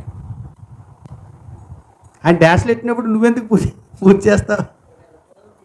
ఆ, డాష్ ఉంచాడు, కామ పెట్టాడు, పులి స్టాప్ పెట్టాడు, ఇంకా ఏ పెట్టాడు. అవన్నీ మనం కరెక్ట్ చేయకూడదు, అవి కరెక్షన్ చేయకూడదు, మనం అవన్నీ ఇట్లా పెడితే బాగుంది అంటాడు. ఇంకో ప్రశ్న ఏంటంటే మానవ ఉనికి ఆరంభం అని అర్థమా? మానవ ఉనికి ఆరంభము అని అర్థమా? ఎవరికి ఆరంభం, ఎవరికి ఆది, ఎవరికి మొదటి నుండి? వాడు మొదటి నుండి పాపం చేస్తున్నాడు అన్నాడు యోహాను గారు. వాడు ఆది నుండి నరహంతకుడు అన్నాడు యేసుప్రభువు వారు. ఎవరికి ఆది? సాతానిక, మనక, సృష్టిక అని మనకు తెలియదు. కాదు, నేనేమంటున్నానంటే ప్రకటన గ్రంథంలో ఒక మాట చెప్పాడు, 10వ అధ్యాయం, ప్రకటన గ్రంథం 10వ అధ్యాయం 4వ వచనం. ఆ 7 ఉరుములు పలికినప్పుడు నేను రాయబోచుండగా 7 ఉరుములు పలికిన సంగతులను ముద్ర వేయము, వాటిని రాయవద్దని పరలోకం నుండి ఒక స్వరం పలుకుట. రాయొద్దన్నప్పుడు రాయక అంతే. చెప్పగా అన్నాడు, నువ్వు చెప్పి నేను మరం విప్పుతాను, ఆ ముద్ర వేయమన్నా ముద్ర ఏంటో తెలుసా అంటే టైటిల్ ఇట్టే మనకి వీళ్ళు చూసేస్తారు, ఆడు ఏదో చెప్పేస్తాడు. అక్కడికి వెళ్ళే స్పెషల్ కౌంటర్ ఉంటుంది మనకి. దేవుడు ముద్ర వేసింది నేను ఇప్పే అన్నాడు అనుకో, తెగ చూసేస్తారు. ఆయన ముద్ర వేయటమేంటి, ఈయన ఇప్పటమేంటి అని. సాతాను పుట్టు గురించి మనకు అవసరం లేదనుకుంటా, వాడు పుట్టు పూర్వోత్తరాల గురించి మనకి అవసరం లేదనుకుంటా. వాడిని ఎలా జయించాలో, వాడి తంత్రాలను ఎలా గుర్తించాలో, వాడిని ఎలా ఎదిరించాలో, వాడిని ఎలా ఓడించాలో, వాడిని ఎలా ఎదుర్కోవాలో రాయాల్సిన దేవుడు వాడు పుట్టు గురించి ఎందుకు రాయలేదు? మన తండ్రి మన క్షేమం పట్టదా? పడుతుంది అంటే అది అవసరం లేదనుకుంటా మనకి ఆ విషయం. నాకు కావాలి సీక్రెట్ అంటే నేను ఏం చేయ, నా దగ్గర అయితే సీక్రెట్లు ఏమి లేవు దయచేసి. ఏది హేతువు అక్కడ ఏమని చెప్పాడు? ఏ హేతువు? సాతాను గురించా? బైబిల్ అని చెప్పలేదు అక్కడ, బైబిల్ అని చెప్పలేదు. చూడు, బైబిల్ అని నేను చెప్పలేదు. ఏమన్నాడు? ఏమన్నాడు? హేతువాడికి ప్రతివానికి నేనేమైనా బెదిరించానండి మిమ్మల్ని? మీరు ఒక ప్రశ్న అడిగారు, సాతాను పుట్టుకేంటని. దానికి దేవుడు రహస్యం ఉంచాడు, చెప్పలేదు అన్నాను. సాత్వికంతనగా చెప్పాను. మీకు ఎందుకు రా ప్రశ్న అన్నానా? అనలేదు కదా. మీరు అడిగారు, నేను సాత్వికంత చెప్పాను. నువ్వు ఖచ్చితంగా జవాబు చెప్పాలన్నాడా?